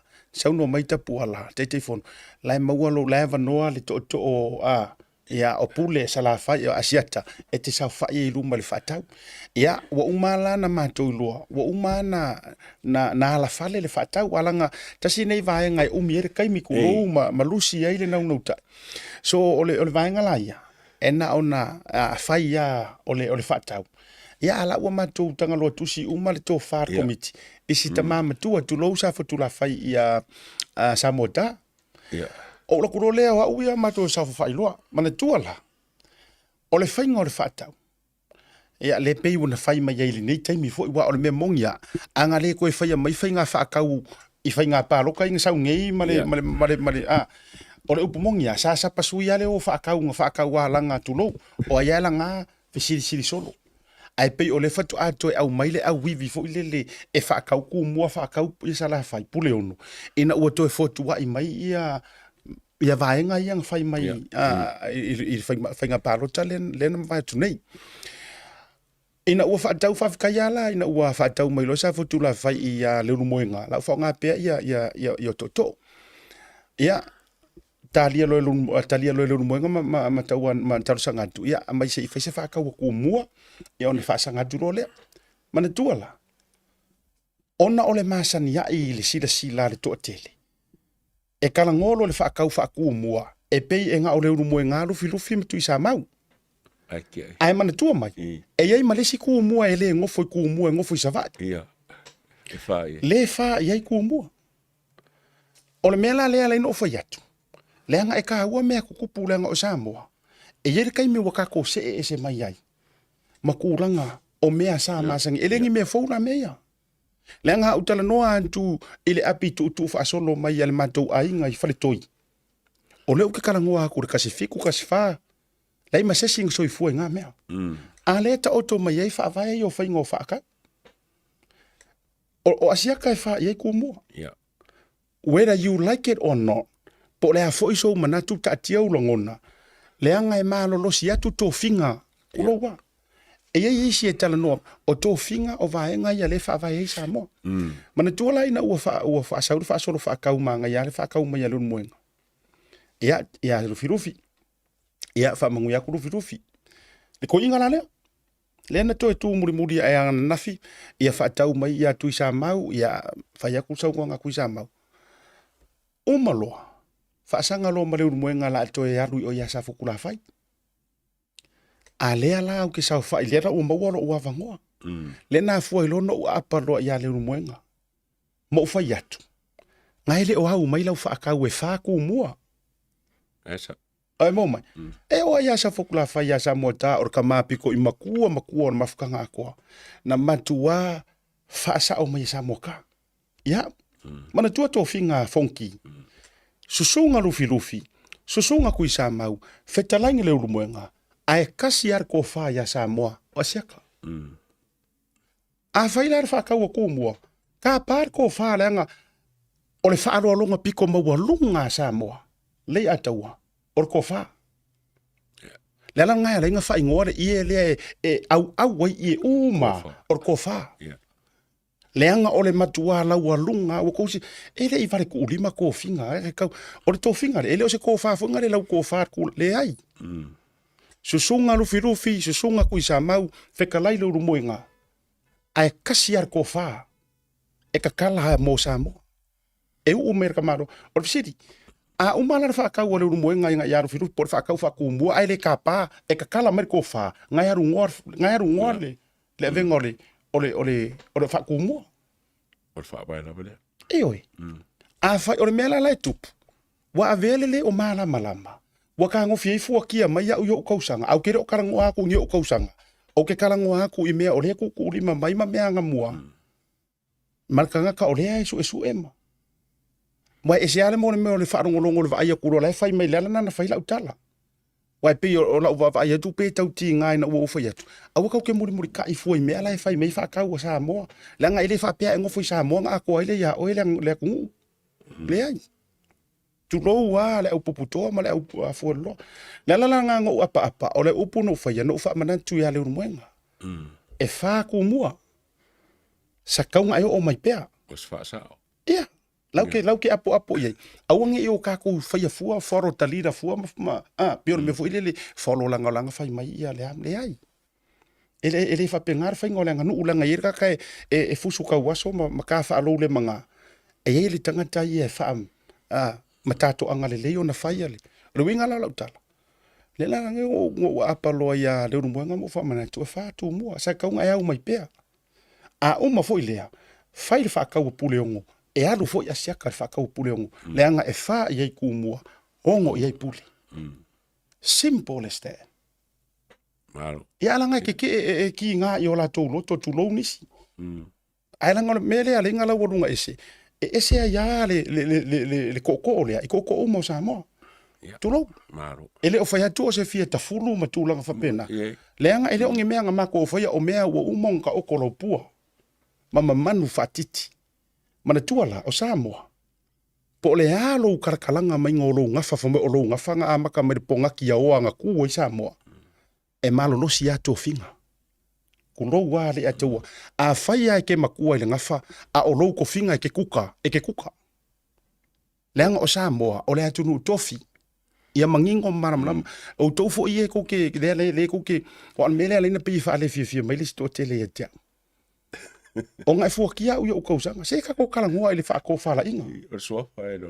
ka karangoa mai suafa karangoa I suafa o le asia ka le kau kalaku ke do kau kalaku o so ngo mua kulo wa o lu ke kalangoa fa makai mai le ongi mea fo ingo fa ngau nga po nga ngafi maua e fo ku a ko ngai karakara pipi ya ku ngafa ma asia ka o le asia ka maku ai nga ma nga olo mai si asia ka le nga o ka fianga le mau ya nga maliliu se pangia lawa umang diu ko fanga mai kulo mai ponga ivio ko inga e fai mamori mau e suri mai ka kare ko kara Ia malo.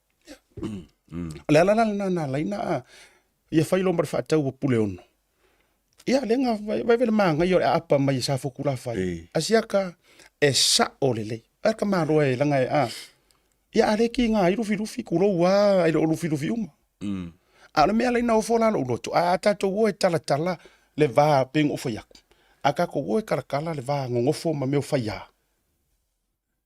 okupa ila iru firufi okupa I mai farkoi Kaua inga ua fo ua fongangi ula le malo fongangi kia. Apa ku sala fai ia nga fangua. Au mai ia kama.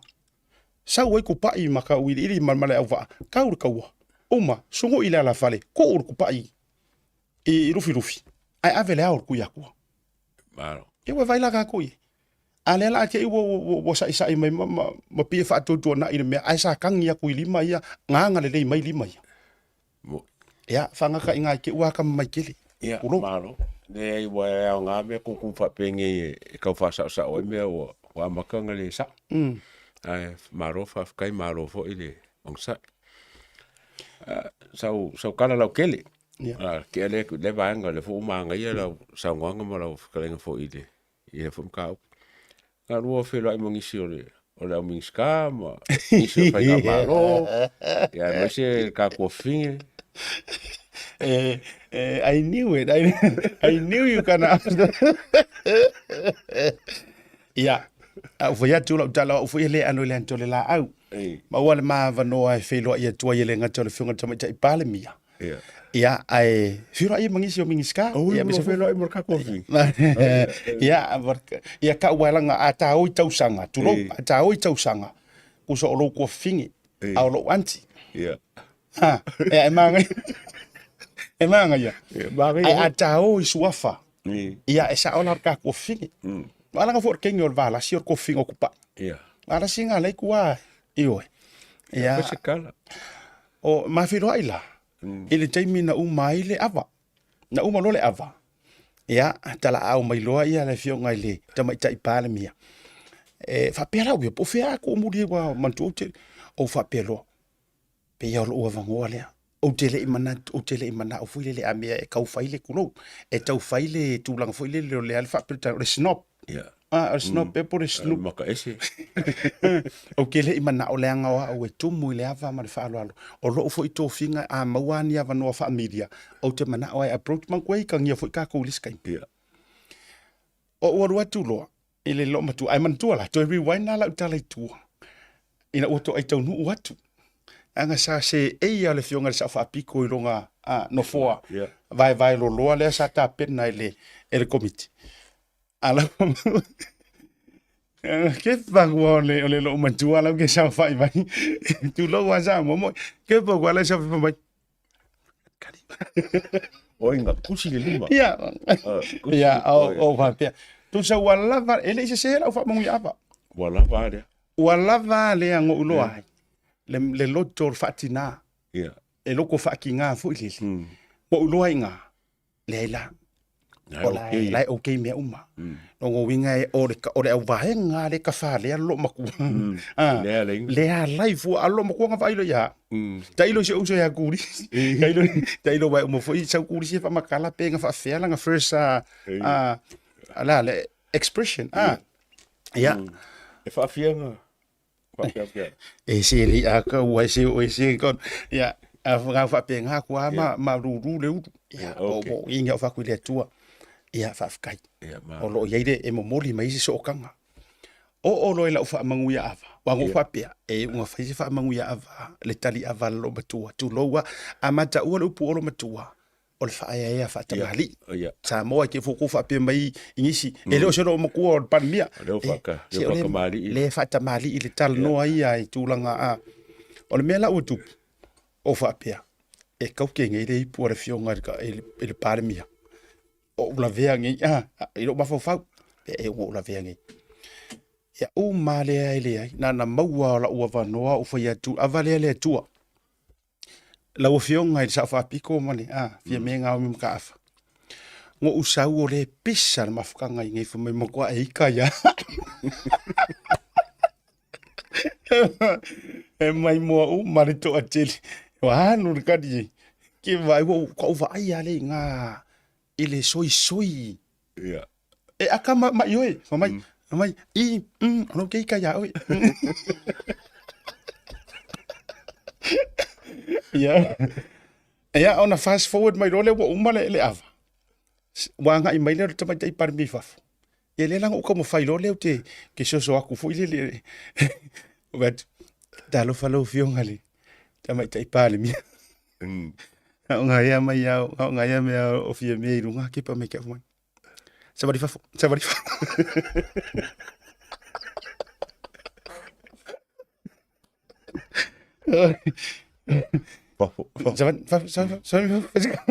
O e makua e pa me ma sa va o vai kula o kau akala le leo vai e uru po fo leo tori o ese o le vai la ka mo le fionga fa longa yana nai van ia masalo wa ngo fa ko fa pera take over le federal police Australia. No, ngai ala nga. Oh, I don't know the fa pe ola nga porika dale mai Samoa. E ma walunga fo sitama e uru po so mo ka e al mero uru po ori. O vengula waka. O le ala ma tsa vari fa fo. O te lo apo fele nga yelo ma tu mantu o male ava o fa filo ai solo. O fa pe por me le fionga me kai pan mi la fo ilonga sa. Ui, ale mak sa vari me. O le sa ulo mo ku e tau ma farang ka pa. Elaines lo mo ko se bai po alang kapa wa ka nga fa si moko la sa si moko alanga la si tau fitu na ito tono mota langa la sa ungi le lunch mafai lo mar posib o va pe ya fa fonga mai ia le fionga sa va piko ya la lo si ukinga e foi lo asi ka ka sa o kwai le kalon malanga na ma sa va vali mai ai fa fo na lo ma tu nga ma ko wala wiko kongo ma au te lo foi mata la tinu la ua matai uma mai fa pe ya la ko fe lo ai ya lo ko ma siang kama na ma sa va vali mai fa ya lo malanga manguia ma ya ka wasi la kalon balanga le ya malanga ka tu fa mai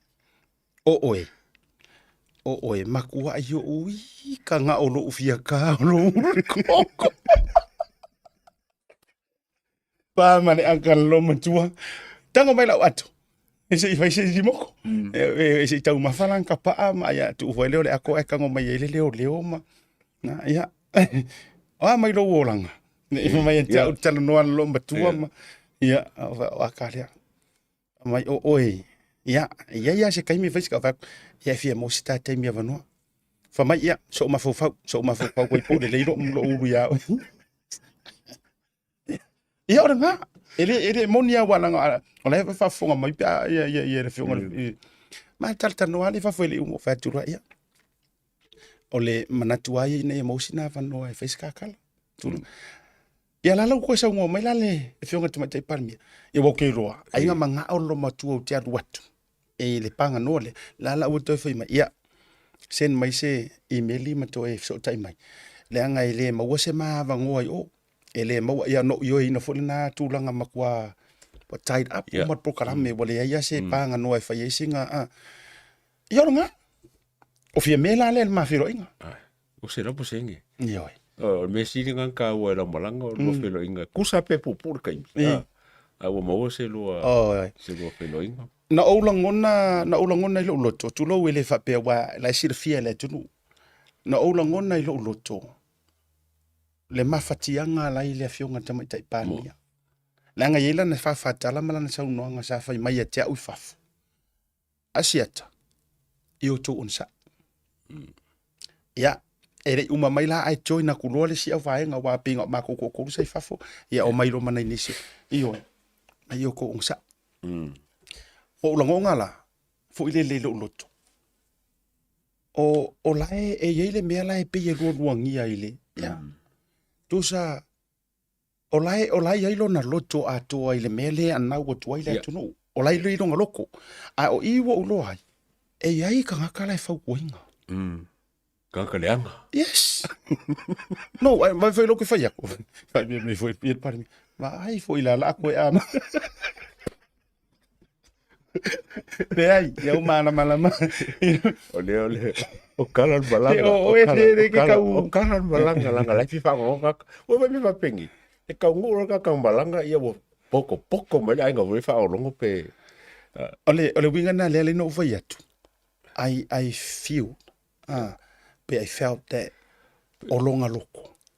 Osa to me personally, she needed this moment e koe sauronga ainga. Oi mo mai. Yeah. E rei ase nga ola ule this is my own explanation. Ole me watupu. Ua pei fo ilele tu lou tai. O pei fo ilele wa umina na ese tu male ainga wa o aku kai nge e o pei ola he ngo fo onga. Wa umi ile va. Ele iko evakua se ku ua lalo le ainga. Le ainga. Le ai le paki. Le vainga fa upfai ma supporters.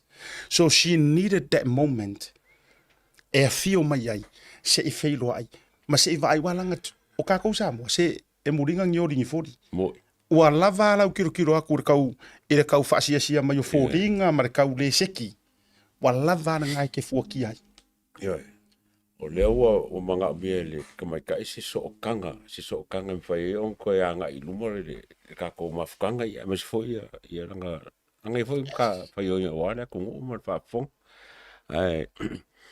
O lea la so lenga lua whelai.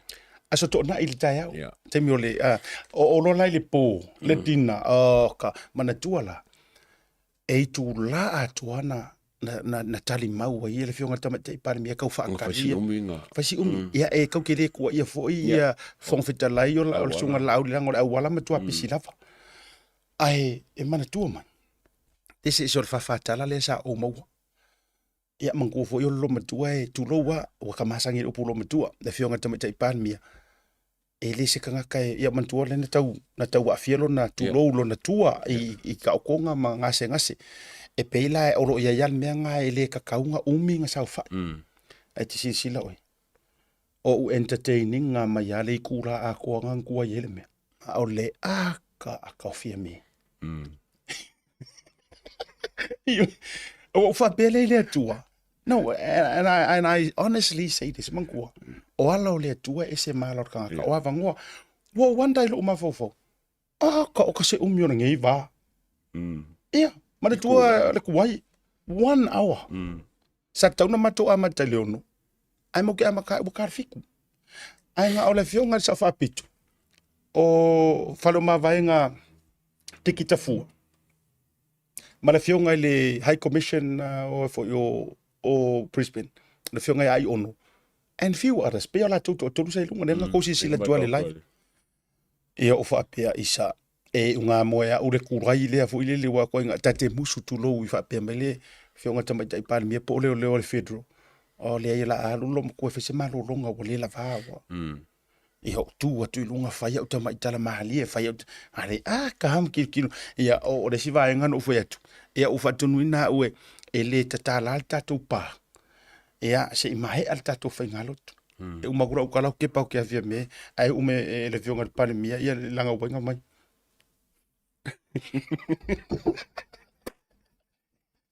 Singo me ke mo fia kakala la wen ia nga uma ele ko musu mereka kai fo mo va de me ko kia nga uma reading nga kwar kala lo mtu ale mo fia inguna nga ale la ai ku la fa ka o va tu ia ai yo le ole atatala na onunga ole atatala na onunga tatu hulo lo le fionga tu me te pan mi ai ka au fi peta tu ia one ia halu no manu o vai ia aka mai malu mai le le yo lo vai fo e size ma lo ko ma kwa yo reading nga le body language ngai kai minga ngai na nai ma lo ko fo i mesa fa Henderson ma kan gola ma ngai ala pisi lo ko i ka fo i filo ngai kinga nga fa pemba ya ma ko lo ko ya ngai fa mai ngai kia o fi alu lo ko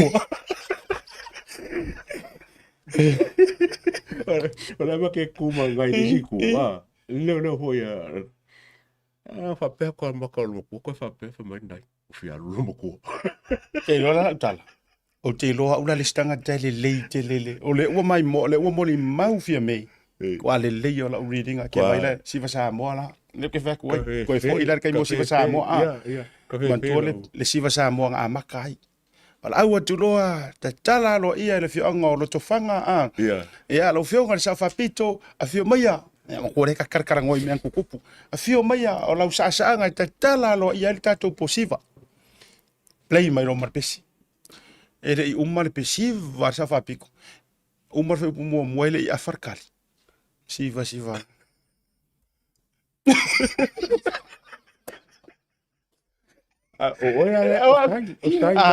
Kero I felt like or ma connection le po le ma soka. Nam pa. Dikio ale ro kunga. Dikio ale fio kunga. Voi lo le le ya nai ko nga fa ile mai ava maina. Nga fa ile mai ava maina. Awe keru le oru po. Ya nga kepa ko lo to ke lo nga boni mau fe disto tele. Ya nga siva wa fe lo nga siva sa mo nga fio mai. Nga le siva ya le ka ua mama tu ai luma I wa ile ni me na tatou a tau fia ilo tonu tangata na reina pupu u tau sivi Samoa. O le fia ngara kamai kai pare mi. O kanan balanga. O nga siva o le fia ngara pare mi. O vai a kunga kepa mai kia. Ia ngara kepa mai a papengi. Ia o punga mai. Hey, ho. Ia uma ngai fasa sanga ngai fare kua mingiska ma fai pure. Ka fasa sanga mai. Le urupo po ia o le poko aru aku saina vak malia ila lau se lau ngengo mai pan mi.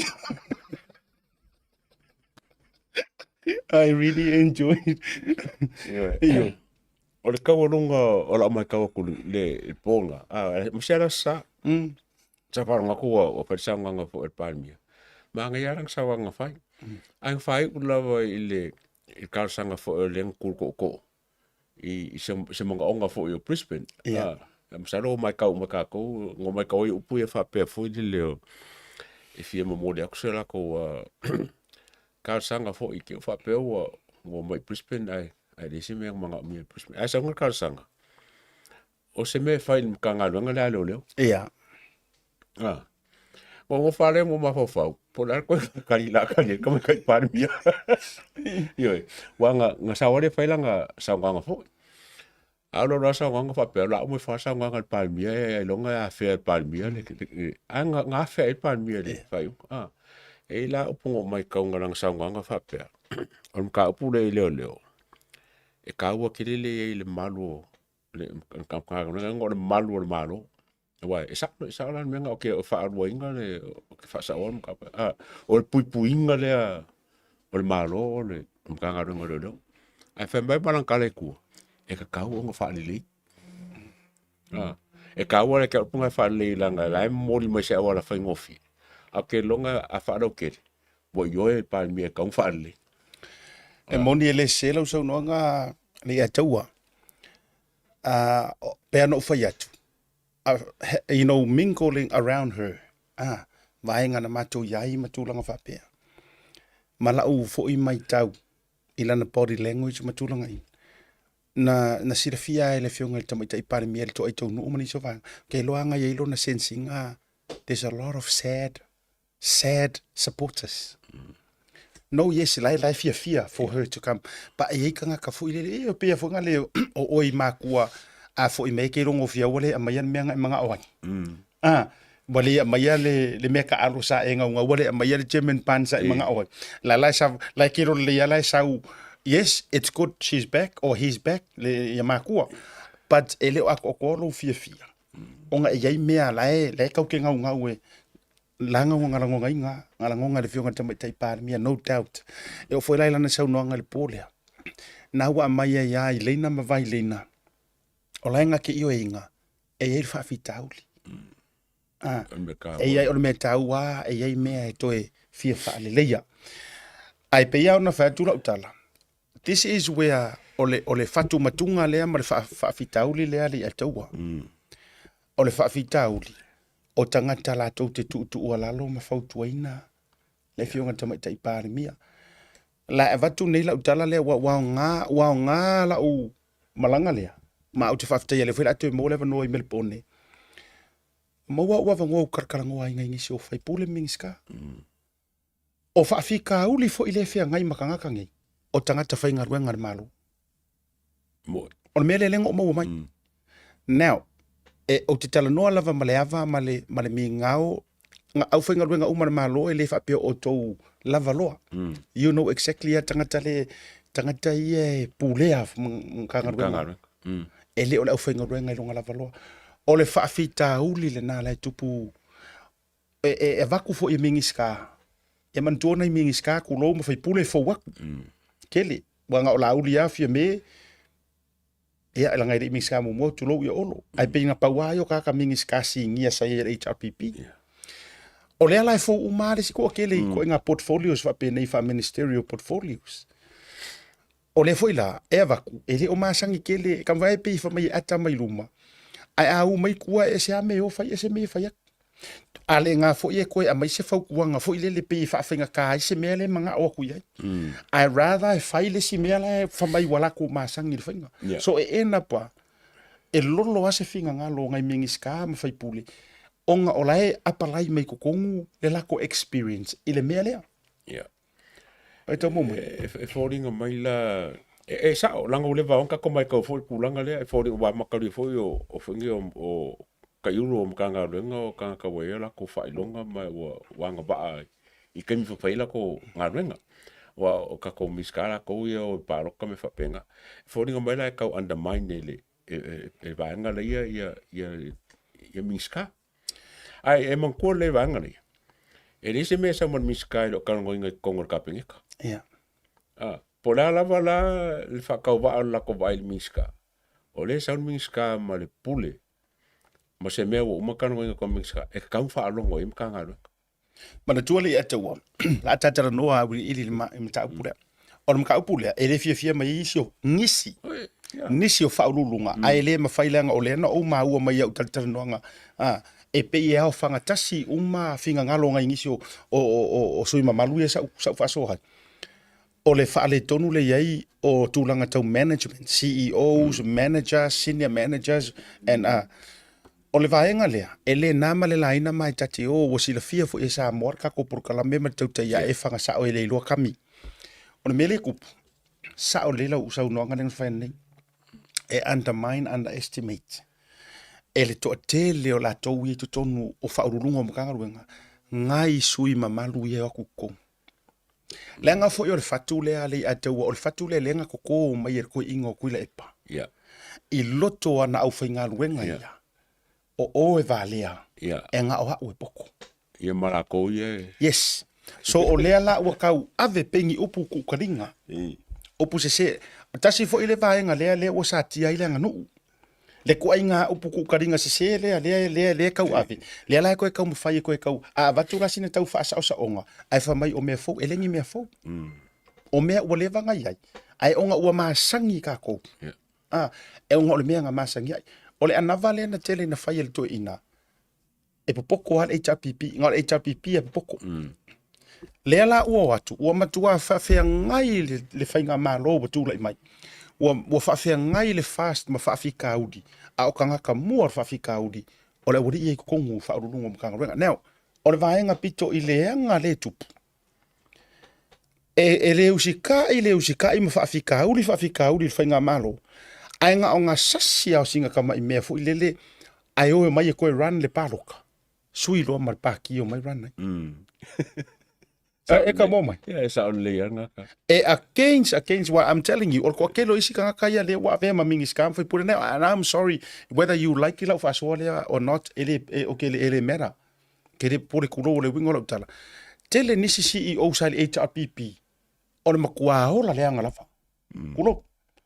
Ainga o ngā kasi au se sasi o se mea kuila e panga whai ai. O mai loa run le whainga pāroka. Ai o mai run na kuila le opposition.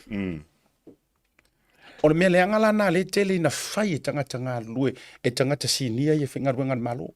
Le whai lai whainga re keimingai. E whainga le whakauke e fast.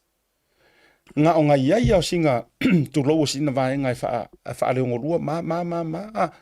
O mai foi la ia le o ke o ko Sofia le fo mai e la o langa wa kulia o CEO langa wa afia o le langa fo mai kuila e pa ma le so le kanga rana ko ila lo fa ma lo fast a o kanga ka mo ia nga fa fiu fa fin ka me e mariela o sa wanga foi wala nga ngi me ka ko mai ka fo ngo kula i mai le fast o ke fa ka ia o le fast fo ka ko fa ka usanga compare ele faz fumo kupu kausanga mare lusu kausanga lusu mo kupu kausanga par mi ia kulepa nga mau e kule pale vango e train na ia nga minska ia malanga vaenga umali sa ia longo winga lela wa train ia la konge ma kamai a walk ngere fast o pe folen kaka la ko vai vale a minska ia ma a le fa ko a makale a ka kilo kai ming fai on kwa kile va vela vole o pu e mai le a minska ma fai pule so minska o nga venga le lo ke fai o le mea ka ua kele kia mai mau panga pei umai ka le fa kusa kala fa pe ke selu ya funga ya pali John Kamela o le fa ke tenga kongu la vanga o CEOs e lango se la kominska wa makali o minska o le ka kilo makau vengang se a ma minska ko ngole o pa minga wa ko wa ka attack mai e funga e sui sukai kai wala opposition pa pe vole le o ko kia fa pe mai o le lo fa ngalu le ai o mo ka mai la mai kau ese langa va o minska o fa mskonga ilanga luenga alanga o le fa ko akoru ka usanga le e fa ile me al me sili ngo mai kawinga o le leo o pali fo le John Kamela ile lango inga langa minska mai mau pe fa penga o mo la fa CEO ya le na donua era te fetu ai e sa o lo finanga lo le wata faʻasoa ole upumoni na sa mo ma le uputautino o kangaka ia kele nga faʻafiufiua nga le mo mai and I'm not going to say the names so tanga tanta o mai e pa ele oni tanga o le ko fo mai ngai le vai ngai le malanga le nan matofilo i Brisbane o Italia o le kele o tangata ia fautuaina tolo o tele alo le tata la o tangata umai official ban mia o CEO ia yai o le faila kusi le yai kaka uma ia sa fa kuinga tu le pa kulowa o CEO la yai official ban mia o le faila kusi la yai official ban faila kusi le ban mia ma me uma o kangaka uma ia mala le system ku le pa HRPP o le ala le wingo le na mea sila nei la pe na le amatanga o kako ape foi fa oso le amakanga sa kau ngofo i lalo kama ya yes ko sa lewo utango to o la ule analysis i le melen kupu nga kama fo i pe la amakanga ya se ka fa kali le ka pe o ka wasi o ya se ka fa kali mo ke kai mi se ka fa perfia kro se ka fa perfia o fionga kama par mi fo sui par mia ma mingiska ya wangi nga se ka anga va ia kwa ka fakia lo le mea ka fi punga mai lo ya mea ko ngale le nga ko e mo mai me le o fa ko fai mea ko ngale le nga fa ko lo fionga me kai pan mia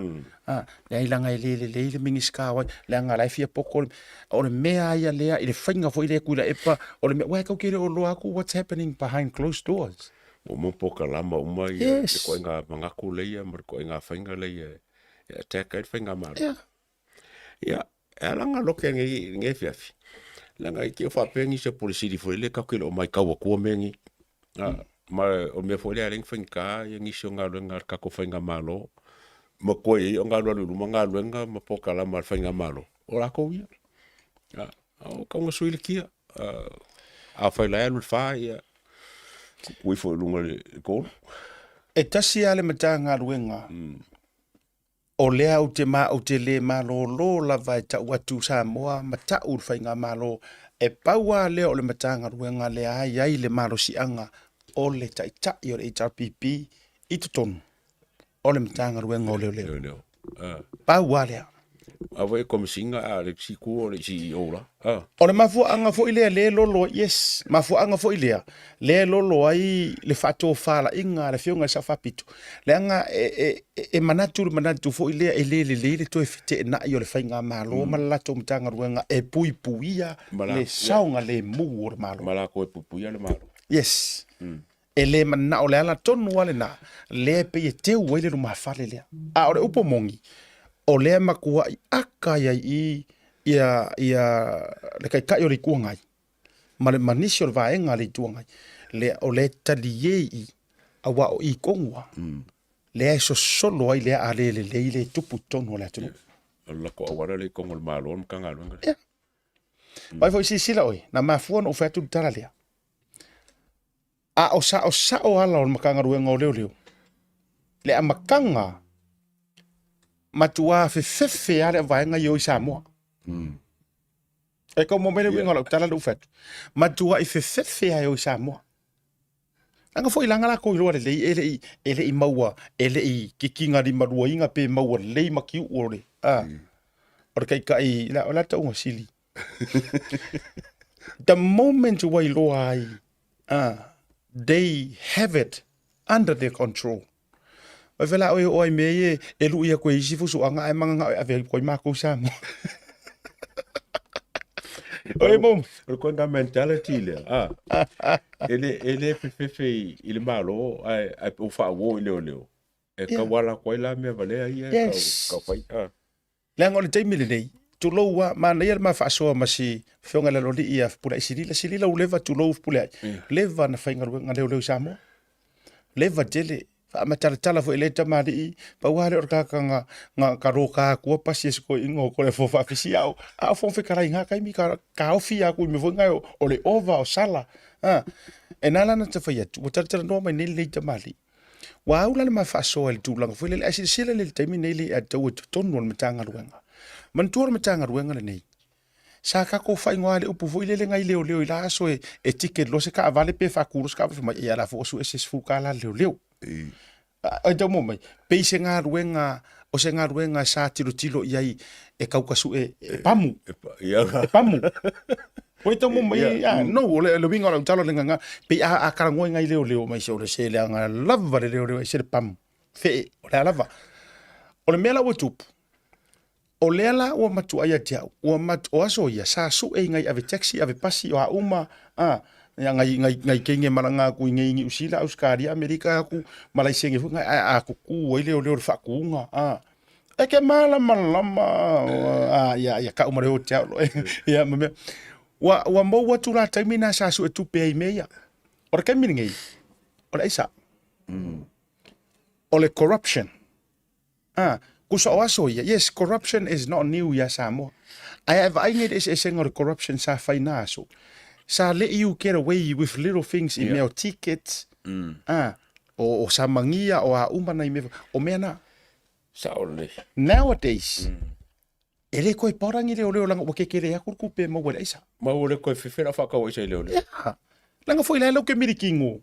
Langa mana tua mai foi. Ole I think leo Samoa, okay, lo, what? I don't know if it's full of annual se leo amaka. Maybe 5,000, 7,000 annual. Kau sanga ako, or maybe I fai longa leo, ela kurunga luas furu, and so on, lau, o roke karango kulai kamai amaka. Paulanga la wala tapole. That's it. Kukusai mal pel ka kaule bangai. Pauanga o le me va ki e leo ilang kava.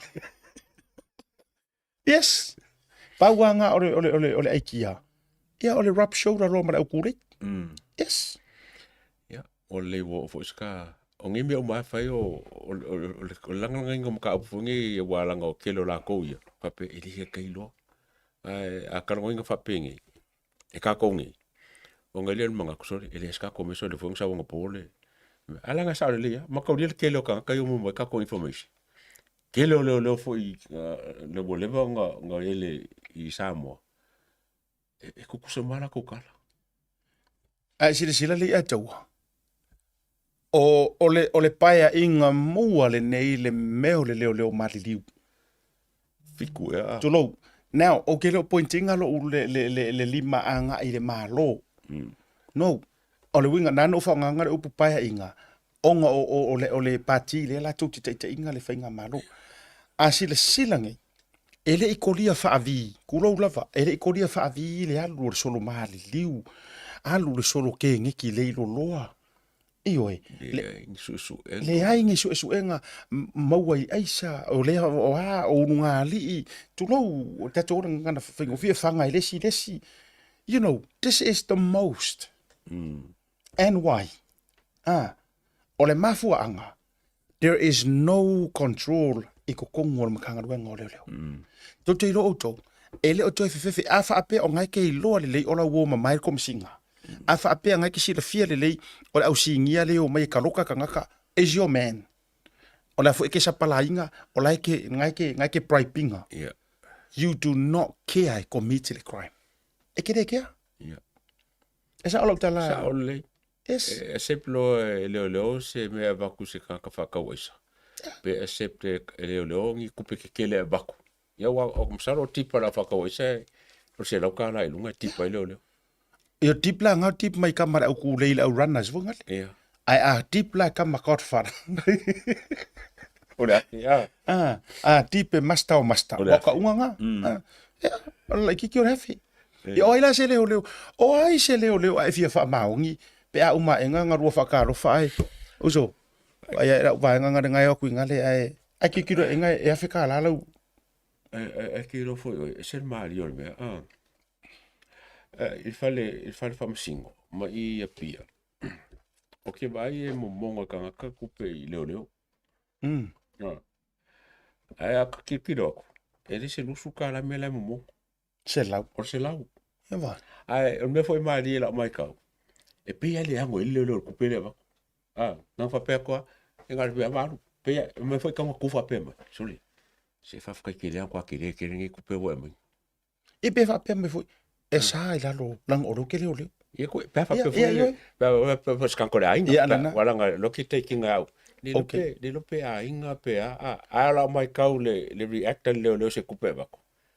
E pe le ke kupe le vako. Ngai whapea mea lima ia vako ia. Ngai ki ke o pe a kamsa vati. O le mea lai tupu. E te wha maoni lo i auto finga. E mativa. Ele. Ai le ngoi. Le ai la. Langa le o fai atu. Fature mana ia o mea mai musu mai leanga pa ia. O le atua i faʻasoa. Langa o kala mo ia. E te wha maoni lo i auto finga wha leo ko kere. E misi wera risi o vaenga ia isi ngā ruenga ia ukupe maa. E te overall wha maoni e mativa. Ele o whaale anganga la ukala le whaiak. Lenga o le upu moni ma le upu tau tino. E ingo si ai o walanga e irika o inga kaka fo i le sili. Ingo fua ke e ra me o le mo warua so ka o vai rengi kupi. Ioi. Lafo ia so ko mai kaule o leo sabari Kia se pasi sabari. Kere ko vai leo ngi kai mi. Alo winga le na le te whaiatu. O le wha le tō nunga na le tupu nei si o tātou atunu. Ko saua matua wha o ngā mana tua mai fo. O a o mā morianga i whaiak. E le mawhai ngā la kuaru le whamasingo e aru i whea. I leo. Le ala tau te tālia nei. Le kau ke kālia ngei. Le case o le kamaika i leo Doris. Le nga raid. Mawai ia i lona whale. Ia manitama si tō lua. A o lea la ia te au lea tana sen mai e tangata i Amerika. O le uso o le komisinga. O leo. Eno nofo ma le uso o le teine lea. Wa vai lai. Lea la se i kako ukaria lupe o pupula. Po o fea a kua iai. Pe uma e foi. Ua fai mai. E tongi fafo e le lava. Mori mau. Wa o le mea lea. Mana tua foi. Lea la ngā rufaku. Mane tok. O le kupe a marosi. Mangkuala ngai le mafai fo inga whapea mai ia whamasingo. Pe se lau kalama, pe fia kalama, ngā maua i lo whale. Ai au mai a leo mawhapea mai, ia na whapea mai tauni kalama, ia ai mautio mai e sia kia tu ngai test fo ngai, mo pepa maasima. Ai mo ora kilo, ai mai o kalama. Ai mai ora kilo, ai uma enga. Sila o e lau fionga, lau sunga Leiataua. No, e nano wha, tu te mara malama i mea ia. Remember sa ufainga ruenga correction. Ina ini usila. Au te malama sika ke malama umangoka ui mai fu ia wala. Ufasa kauro makeriso ngā mea. Leiataua. Ai tatu tala noa i leo ngonga. O ke vai aku. Point fa mai nga raid ai nga maua mai ai. Na ole point 18. Sorry. Ele karo o ke whakura u kala le maka u kia o whainga o ngei poki. E reida koe leo ai mo le point something E si fi fo ele asia ka. Skasi o fiafonga. Malanga I ka wo sa involve mengi. Ia. Ama isi kako kalango. Te o mai mo ko i rungi. Wa fa ule ma ku. Wa wole ko. Yes. Ia i le tangata le o volunteer mai. Oh. Ola o le ta o lona swafa. Yeah. Ia i le tangata o le liu ke riso le olanga. Yeah, sa involved. Ai sa involve lai me tau isa ile o onga la vai Amerika. E sili la nga. Kamalanga. Nga lo ke no skolu. Le ala ua ia i le tangata le. O le ao mai, se tatou tala no ai la, e se taimi o le lava yasu. Se kako kilo le mafafau kanka e ai aisa whakau aisa, a fia me ora aisa. Awe le te whai atula te tala. Ai o mai ia li pokia leo marfa mai i mea na maua. So le ele pe ingi pili ia kama i mea nga maua. Ea. Ai e mafua mai, onga o li poki o le whatuatua ino tangata ia la tute. So that's where the problem is. Ma to whiro i manisio Minister ma tuale na fio tu latino. Yeah. A fio mingi skaya sai o Australia i Brisbane. O le fio ngar minister o Fremai tok ya valasi tok tavar. O le minister o ya latino. Ma Cedric. Okay, ba ko ya Cedric ya. Na tau le ava. Oh, yeah. Iyo na tau tau le fio ngar sui malu le ile ava. O mo le ava le filo inga. Ko susulu. To susulu. Pe ele ia ile po. Na uma toe malanga ese. Nga ngala kua kore kirang ke ukusi. Ia, toe, tu va ese la ia. Ia, pēna te whaiati. Ia, mana inisi o whaipule ma. Ma sui ma malu. O lea ungani lea sa ungani. Ele ko akele o whaipule. Male kako vahenga wha upu whai ili whainga malanga ngawaku. Ila tō wha manu ia avau tilo pene tō wha fonga ye. O la tō saunoanga. Samoa. Koe a mai kou whakukuanga. Ma nei ai ole o saungoanga. So kango e maki aku vaenga lea taua. Whamai, Samoa, a mai tō whatuatuanga. Iyo, koe a mai kou whakukuanga. Ma nei ai o tali ava na tali ei si tamari. O le whakukuanga. A mākou, o le kū mau. A ora mako whakukuanga i ngisi o oko. Kwa whairong whasiria. E ire sau noanga a lea tinu una svai. Le whonga le minister ya le tinu. Na ia sau noa i whaapea. Ilanga kaukenga o langa i puranga le whatoa mawose awa no tate faʻasoa. Whamai le tau te ino le ipo le whonga minister. O lea mako ke kau ko kongo le pāle mengi. Ai a uma mai mako ke kau ma le kuangai. E te tonu o le pāle mene ko kongo o le mokafongo. Ai a uma nge ua mako koe o mai fafu. Mako koe whea ngai fo i mare kaua. E koe kau mangisi au ka ngaka whaaloko i whale o kako vaeng whaapufai. O haurango o whapea. O le ale winga o le saunga ngare mingiska. A o nga sila fia ia ni ka ngaka le koe kau ko. Le au sapotas le saunga mai ei. O le sau whato whala inga o lau sunga i le to inga sau noa ngare whionga le minista. Kere rongi so kako kau. O me o marwarangi whai o le anga i aku i ala konge inga i mangi ko le whainga malo. A sa ngonga ngai wakeri whaalongo i le whaunga ngaipu. O whamunga ngala ngaipu. A whai o koe kau ia, ko ngai au la koe koe kau. Le nā tōnua. Le sau e nano whai atu, langa te tauna manino. Ia, le sao ia mei Maria tau po whaftai to tele niso prokalami. O langa sau ngonga ngā. Whamai. O le mako ke kau ko kongo le pāle menge mari kua ngai, ka mo whaingo le malo. Ai whaangongo a koe o mai fafu, ai au mai fafu. Wa koe kau mangisi o sapota sar kako ainga o whato tuele tua sa mutasi. Ia, onga o le ua whikoko hai. Whamai leo langa sau ngonga. Ka ape o ko. Whamai o mātou ai, le makua ma losi a makasi. Ai ka ape o ko.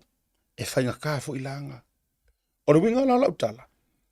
Mana ia la le sau noanga anisio ila topi o le tali avare fionga ngaftasia fu mono tapuala ma le totelo nei. Ai manga ia foi la le sau noanga ngari ku ile fionga ia pule isirila. E whainga ko fai pai mo ke ferfang. pe a whaapea ko ke le wherwhang. O mga yer kasi. Karing, pa tonua. Leina no whai atu. Wala ngā o te whetūtū nai. Ngā mā koe karangoa mare mingska i Australia. Ele leia se matara noanga. Ai na o iloa mo mauti noa o le koe fia saurunga o la programe. Turaua. O loa ea uma mauti noa mo fo itala ina ia uso a whasara lau ingengi usila. Ai o so se taimi mai le a matanga whato atu la il fast. O kaimi umai ko ai kau ngu ai le mingiska le whionga le tinu inei.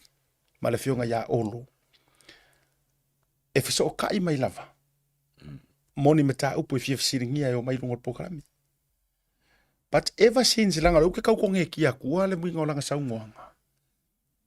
I le kau ale koe sau koe kau ma supporters.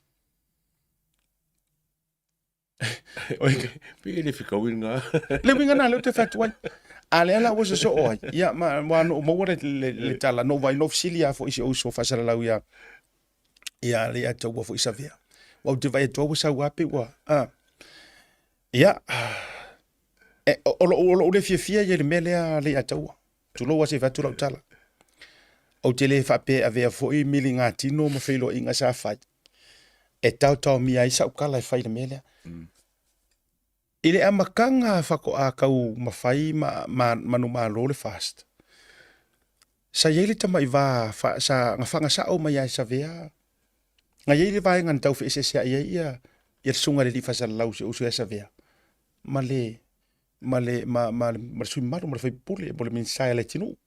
I tūranga i whasa lau ngalanga e le mea na le agree ai pe ina tali atua i le siana por kalame. I na ua whai mai se sau noanga whasa lau i esa vea.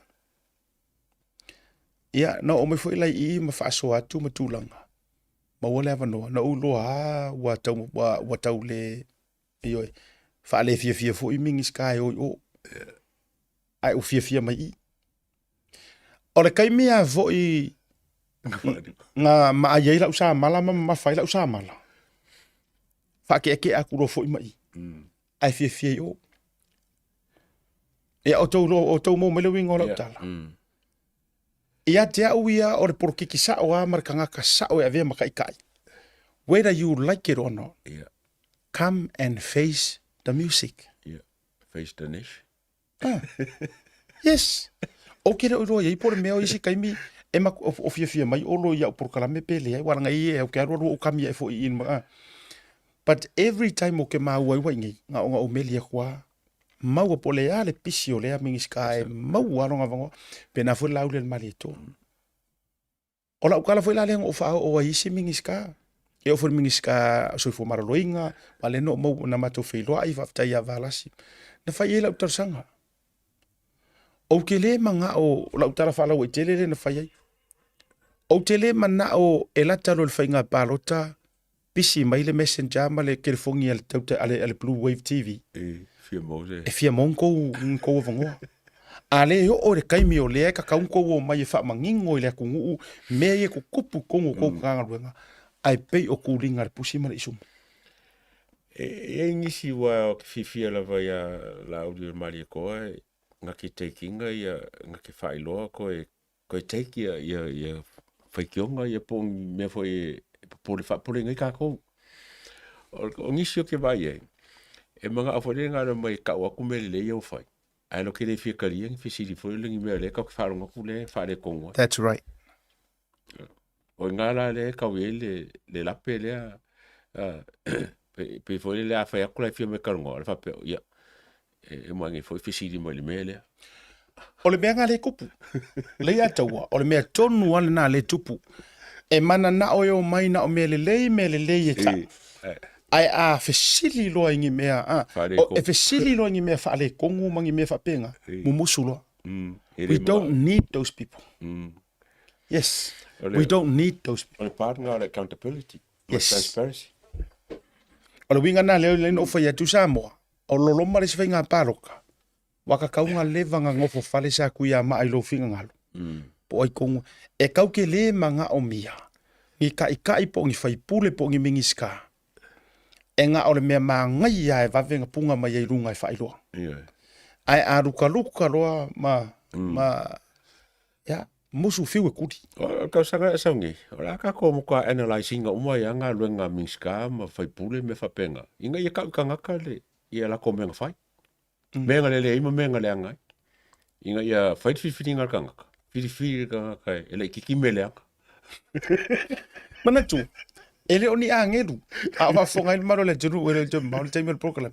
Man to mai le ya tau. Ele ongi angeru ngai o ka ko ngaka ngi. E foi se. Yes. Ma kua politicians ara mo it's e whainga kānga kari ko winga. So ore winga la te tala. Ele ni angeru la tau ole kau ke mala malama le ya.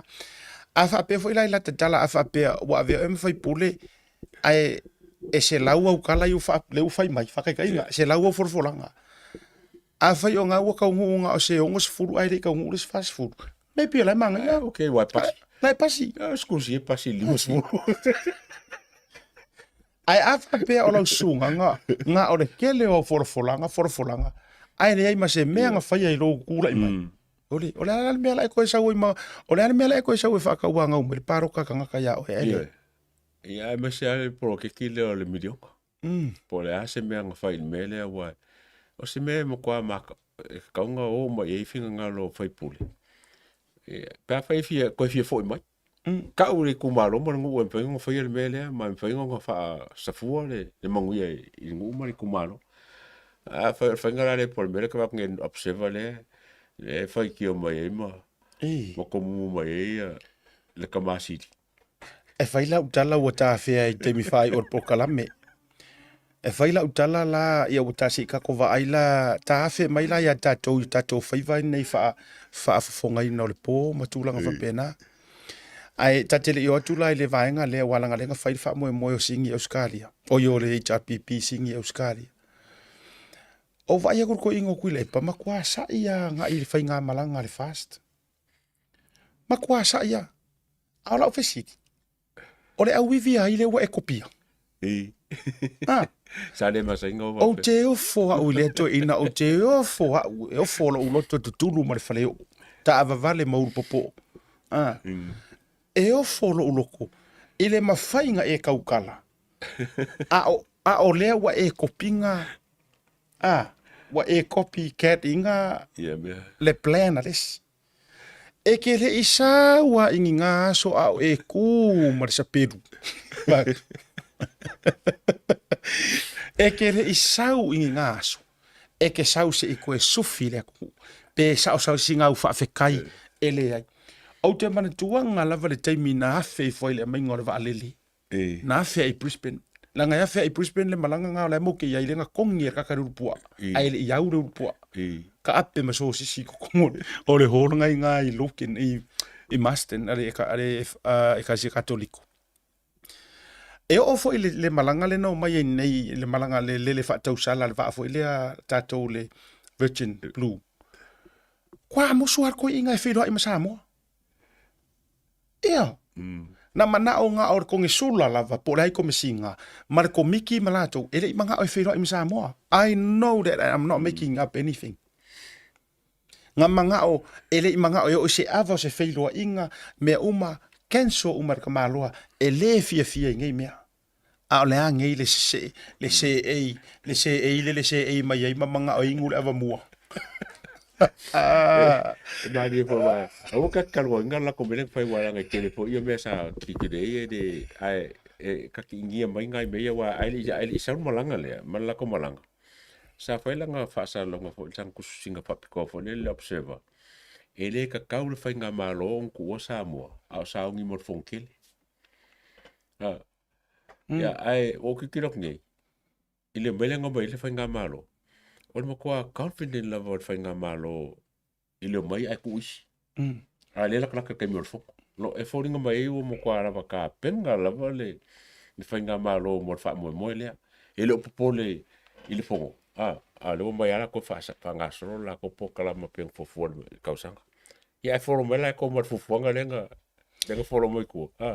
E pe fo nga mai se me fo den kam fa e counter mole mele ya fa ya ngapi fa le kongu se ole mai mau wale taimi e winga le net fatula tala a o ia se e ile no fo fa machine o ngo fo o mai nga se e ku e par kai mo cha pipi o le no fo al palemia o le no fo al fo fetala i mal no fo fa machine sili o fo uma sa se e uma ya no fo na a o ia se e ma mau wale pule ma mau ma songa ma fau le afea me ngi me ka o supporters ma mau ha iyo ka ilo ile va o polu ma moko mangua e kukusa ma mamau le a o lea o to e savali nei le anga wonga iloa o le maa sa ia tu lafo ina wa avea ma akuli mangu au piko luma nga fa amu ma ula i mea la i le aru la auri ma savali na amu ma amusia ale o ko ia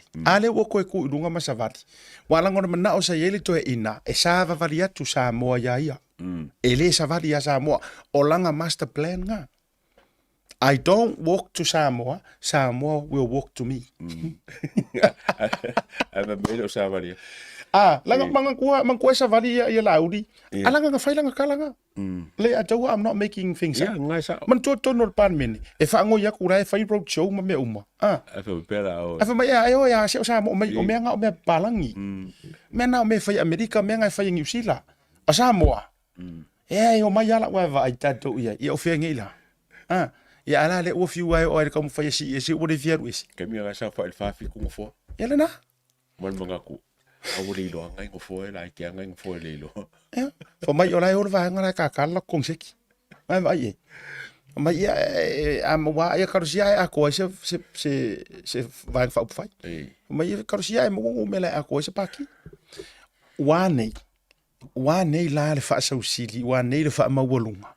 Le winga le leta te vetu o noi for ole fa ila to meina fa singi.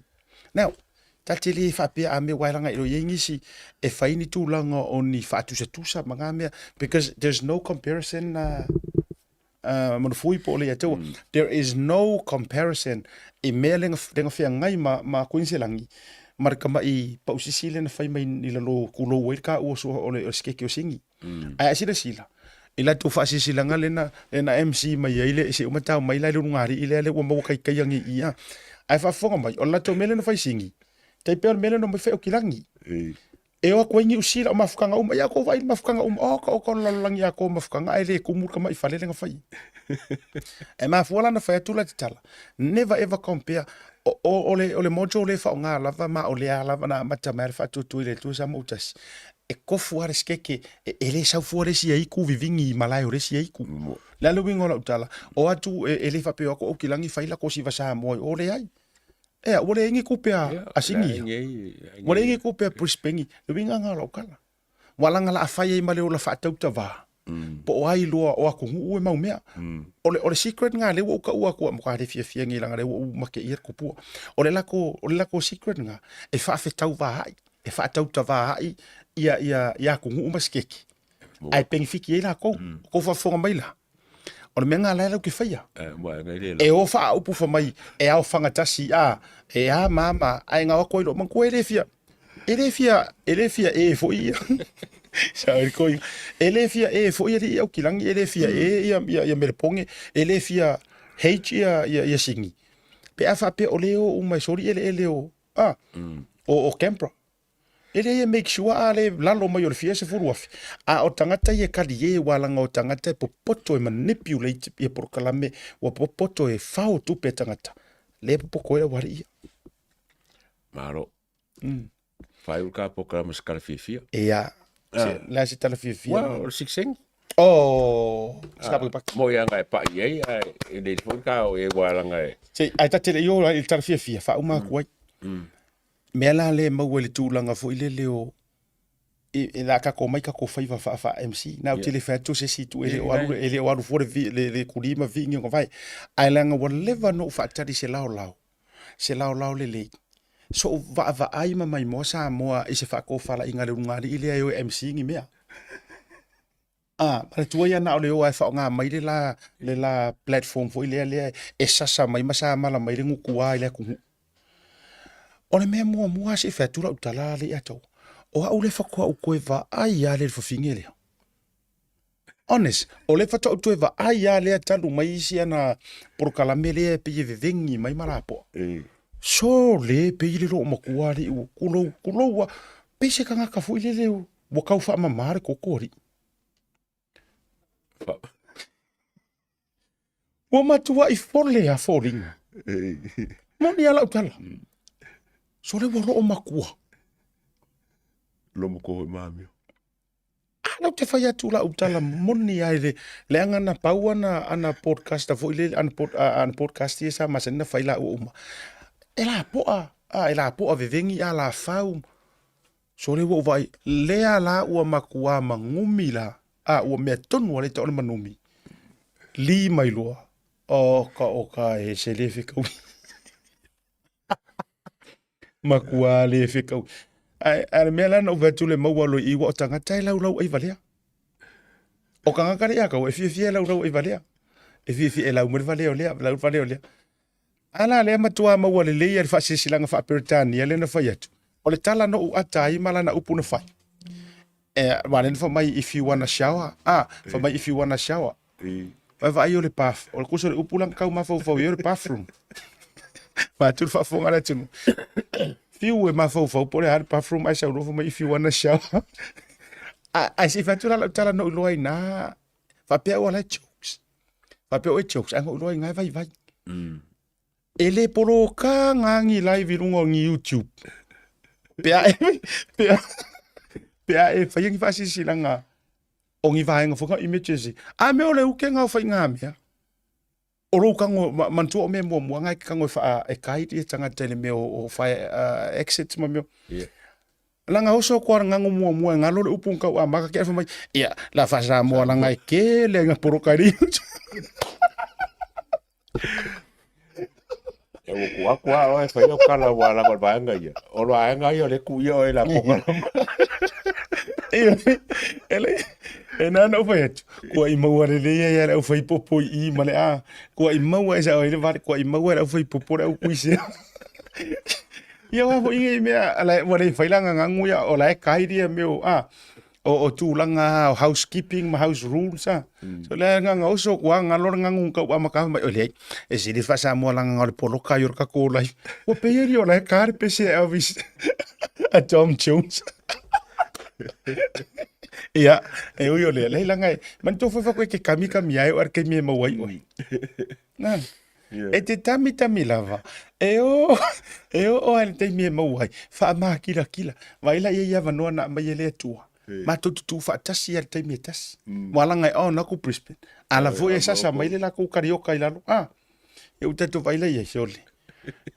Ia, Onisi o le atu punga mai ai ilea pe atu ia o le le la o koi maka mai ki o fire station ia tatu atu tara mana ia amata mai oi ia tatu sixing ala ngang o fa wa lucky fo ro le atu o ro program man to le na ela tu la tu wa o ke le o vala o isi program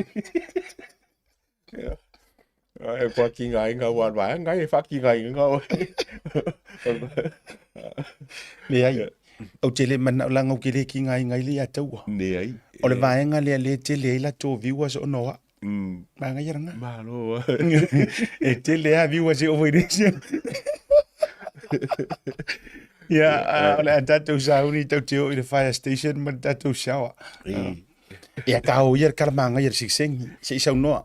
Ne o kako ngomo mai le skaso o saunga fo le sixeng ia leo mai ka waku wa before ngo mo fuli mo pa ki fo e faru le fai ka ngolong kol ia ma fai ka ngolong kol ngai fo ringa mai pasia fo ia si ka ko ia o le mele ngo mai ka waku fa pe wo kalia ma ngai le vai nga ongos fulu ma sulfa o ke le loinga wa menga sa mai penga I fo ia si ka uso si causa foi e fa mal mai por ava ngai wa le fa pe fo le o Paul mele o kalia o le section 4 por le va nga fa mo pui kasi amandi a pe ngo ka mo kala fa pe o le kalia le o kalia pa ki le va nga le I lunga o le mama mo fo le fa mo kanga Lai soifua kai mingi. Ia. Ro inga po whea lava lai soifua po Amerika, Australia, Samoa ngi. Pe fōringa mo la kongo le la wha mua inga ia kalia le piri le. O se mele le. Wa po le hala ko nga whainga. Ai se amakanga ma se mea e whai. Wa msaro pe po le vao le Bluwave, ko Bluwave di mo se rau la ko ia soifua pea. E lo la ufa tenga le ato. O la ufa tenga o te fia i lo loto. O la talo fo ile tua ia mo pese o kamaro nga maros. Ia, e mau. Le angole ai le fo or kausinga or koi. Ia, nga. E ser, ho ia le ala na. O la ufa tai se pau ia e o ile pea. Ia. Le angole fo ile afi punga mai le kele, mar kele o mau opinion mar fa mai. La ngai ma ngai ai fa fea le asi mari ia.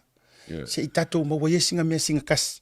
Ka ko fa sa va di fa le ma. Mo se be amaka. O la ufa tenga nai le tua. Lenga o lea e tausisi o tama.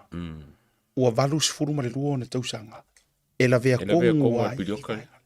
Fata na soifua mai le tasi iwa whārua. Ia vai le. Leiko kongu o le pidi o karea. Ia kare whiwhia nga. Ia nana. Pe foi wera fa mua i la kong soifua. Na tonu. I think o pe mo la vor kaimilia o le la kong soifua mai la so se furko luo me. Ia. I le kasi iwa surfa lufa tasiva lufa il tasiva fai ungo favalu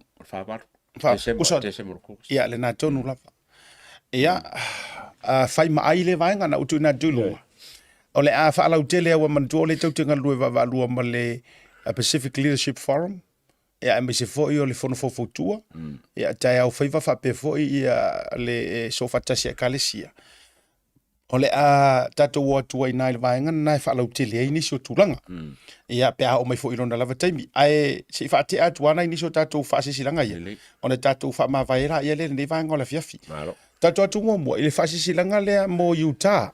Whaamore mole utangia mai le whaasisilanga le nei mo atamali i ma whaipule ma o lo a fioma e papa au i le state o Utah. Whapea. Ia, o lo fa pupu le tatou whaasisilanga te le lava sa au mai. Ia, whaamore wha malulu ai wha uonono le pa iai o le tatou. A le ua tu ina tu whaapelo na wha pupu unga. I le awa mare wha alo tele. Ua taro sanga duai ila ilu tau pa ia mare mamalu. E fia maua se tatou whelo inga i le aso ma le taimi ua ta ua ilalo. Aso se furu ma le lua o ke topa which is peia o le whai unga o le nei.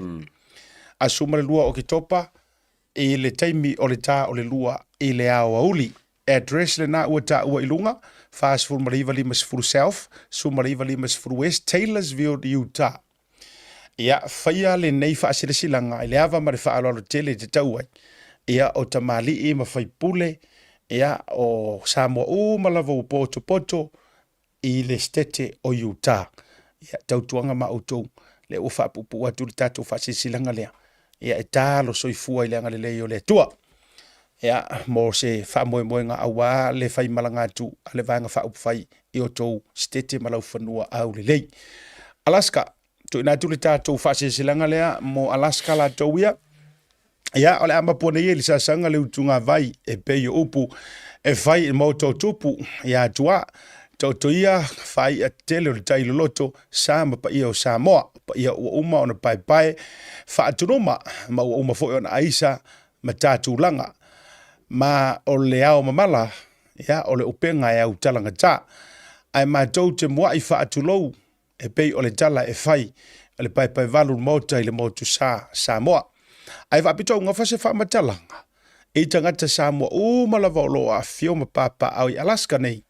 Mātou te talo atu ma le anganga o le loto ma walalo wa le tātou posiva. Ia, o le posiva la si vaenga lea po o le whaatau sala le tātou komiti. O le nei sailinga Seleni ia e fisosoan ia i tā penanga mo le taunu mai o le tātou whainga malo. O Samoa, o lo teitai mai e le fionga le minister, po le sunga le au le mali topo le teiva Fosi Smith. Ia, o le ata penantu le tātou komiti mo le awhifio mai, ia, mo tātou teitai, tātou te whelo ai i le taunu mai o le atunu. O le whataunu ina le tātou posiva i le aso toa nai, aso sumariva o ke topa. No ingore vai aso le ala sau lua afe lua se funu ma le wha. i le tā o le ono i le afiafi o le a whaongaina le hola le Ekalesia United Methodist Fitulua Lima West 9th Avenue Anchorage, Alaska. Ia, o le a se Seleni po o se foai pa ia o le a maau iai talia matari se paia fia e le tātou komiti ma le whaalo lava whamanuia le tua i la tau foai whaafetai. Ia, o le vaenga o nai nisi nao tātou whaasisilanga mo Alaska. Ia, e mai se fo la o i Utah. Ai, o lea so atai au, o lea o te whaimalanga atu lea so atai au. Nane. Mo tātou whaamoe lea i Merepone, Victoria. Lea ua tu atu ilunga le tātou whaamoe. Ia, le skeke o Merepone, o lea ua mai atu Queenselani. O le ainga i o le fast. E le aia ni whainga wha tātou te whaatwhetau vāi. Ai tātou te ngāru e whaatasi o te ilofoi. O le a whaalia, le a aola vea i o le tua. A whiwhio atu matala au atu e lango lango sua le whaamoe. Pei ona ta ua ilunga le tātou screen. E le tātou ava ceremony. Ia o le aso o le taimi address umalava na ua tu ina atu ilunga. Feilo iai, ia ma le tātou whainga malanga na ua au tuwa atu. I le aso i ati outou i lalo i Melbourne ma Victoria. Tātou Kaladina, to ina atu ilunga, whaafia le tātou Mariner Band. Ia, fia wala whila i male auso i le po. Ia o le tātou dina address le na o no whaalongo peia ua sold out. Yeah. But it's still worth to ring ma whaasotai. Ia, le tō whatapuala o ia o le whailautusi. Por whiunga le maruma le lātou komiti. Ia, a me se fo o Elvis Moli. Ia, po tui vasa walanga o le vaenga o mo fo i o le mafutanga. Ia, o le tamaloa ua tele ana fans. Ia, matulanga whapena. Ia, e whaafisotai mo i lātou. Ia, inisi o fuafuanga. Tātou whilo iai Melbourne.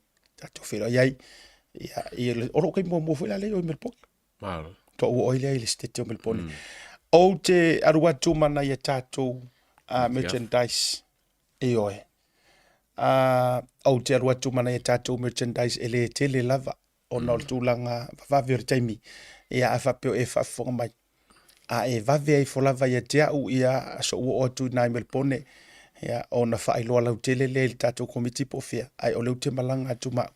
Ia le tātou merchandise o tātou miti a fori tautai ai. Ia mana i a tātou ula. Ia, first come, first serve. Wow. Ia, o le tūlanga la le na. A whaaftai, whataurunga tuaile ma, na watura le vanua le ataua. Toi mo molia tuaile u whaaftai tele. I wō, ma pāanga, le tātou tautai iae. Ma le Bluwave TV, Brisbane i Australia. E le ia toa se i tūla na ta oto ai le tātou miti afu le merchandise. Ma ula, ma pūlo. Ai uma. Whaafetai tele, ma le ta elo roto, wha marulu whaunono, nisi na watu, whakoa i le kai au. E uma e le tāle iwa le tai au. A le whatua umar wha mui le tōru.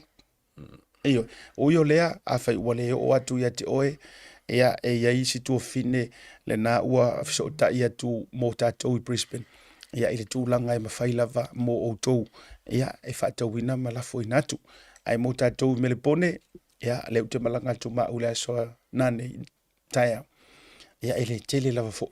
Ma le eu tau whina ngalo ona o le pupu o le taimi. Ia ai o le a available la fo imwhisi tātou tala. Pe atau no atu whainga malanga e whaafte tele. Ele tau wanga leila fo atu lo whionga le atau.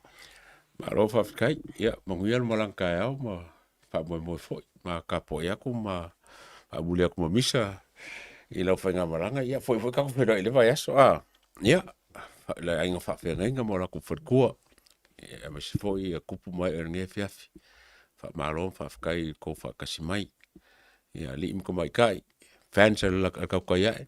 Ia mangu ia po whaise miki lei. Na whangia lea kuar ko whanga. Au dia lea se fo. Ile mangu ia. Ia mangu ia. Malo whaafitai ia. Me arka malo kod whara shoda and sweet. Ia mali e fo i langa o le uma whaile mlaunga whaise lafo kod whara. Walawa kod whara e whai masui. Lausunga sauni. Ele to iaini tua lafo e to e whaia mai lau tua. After tele, ia o le ua over tatou porkala me le half an hour. Ona o le lango sua. O male nau ta inga. Le anga malia maia. o le la fai menai o tonga o ia tatou I mele pone ia e to mai a to e pauani o le vai aso pisi ia no to e foi mai foi le tau te fa tau au pepe tu la ia le la foi vai aso pa le vai aso yo tua mangalo se tala o so po tu matolo ulu mangalo le mava se lo fa mangalo le Bluwave TV e fia tele tautua mo oe if you're looking for sponsors manisho tulanga we are available ia e te fiso ta mai el tatou telefoni mai le fiafi asiata mre songa ale ataua ma fato fatu soifua mai manuia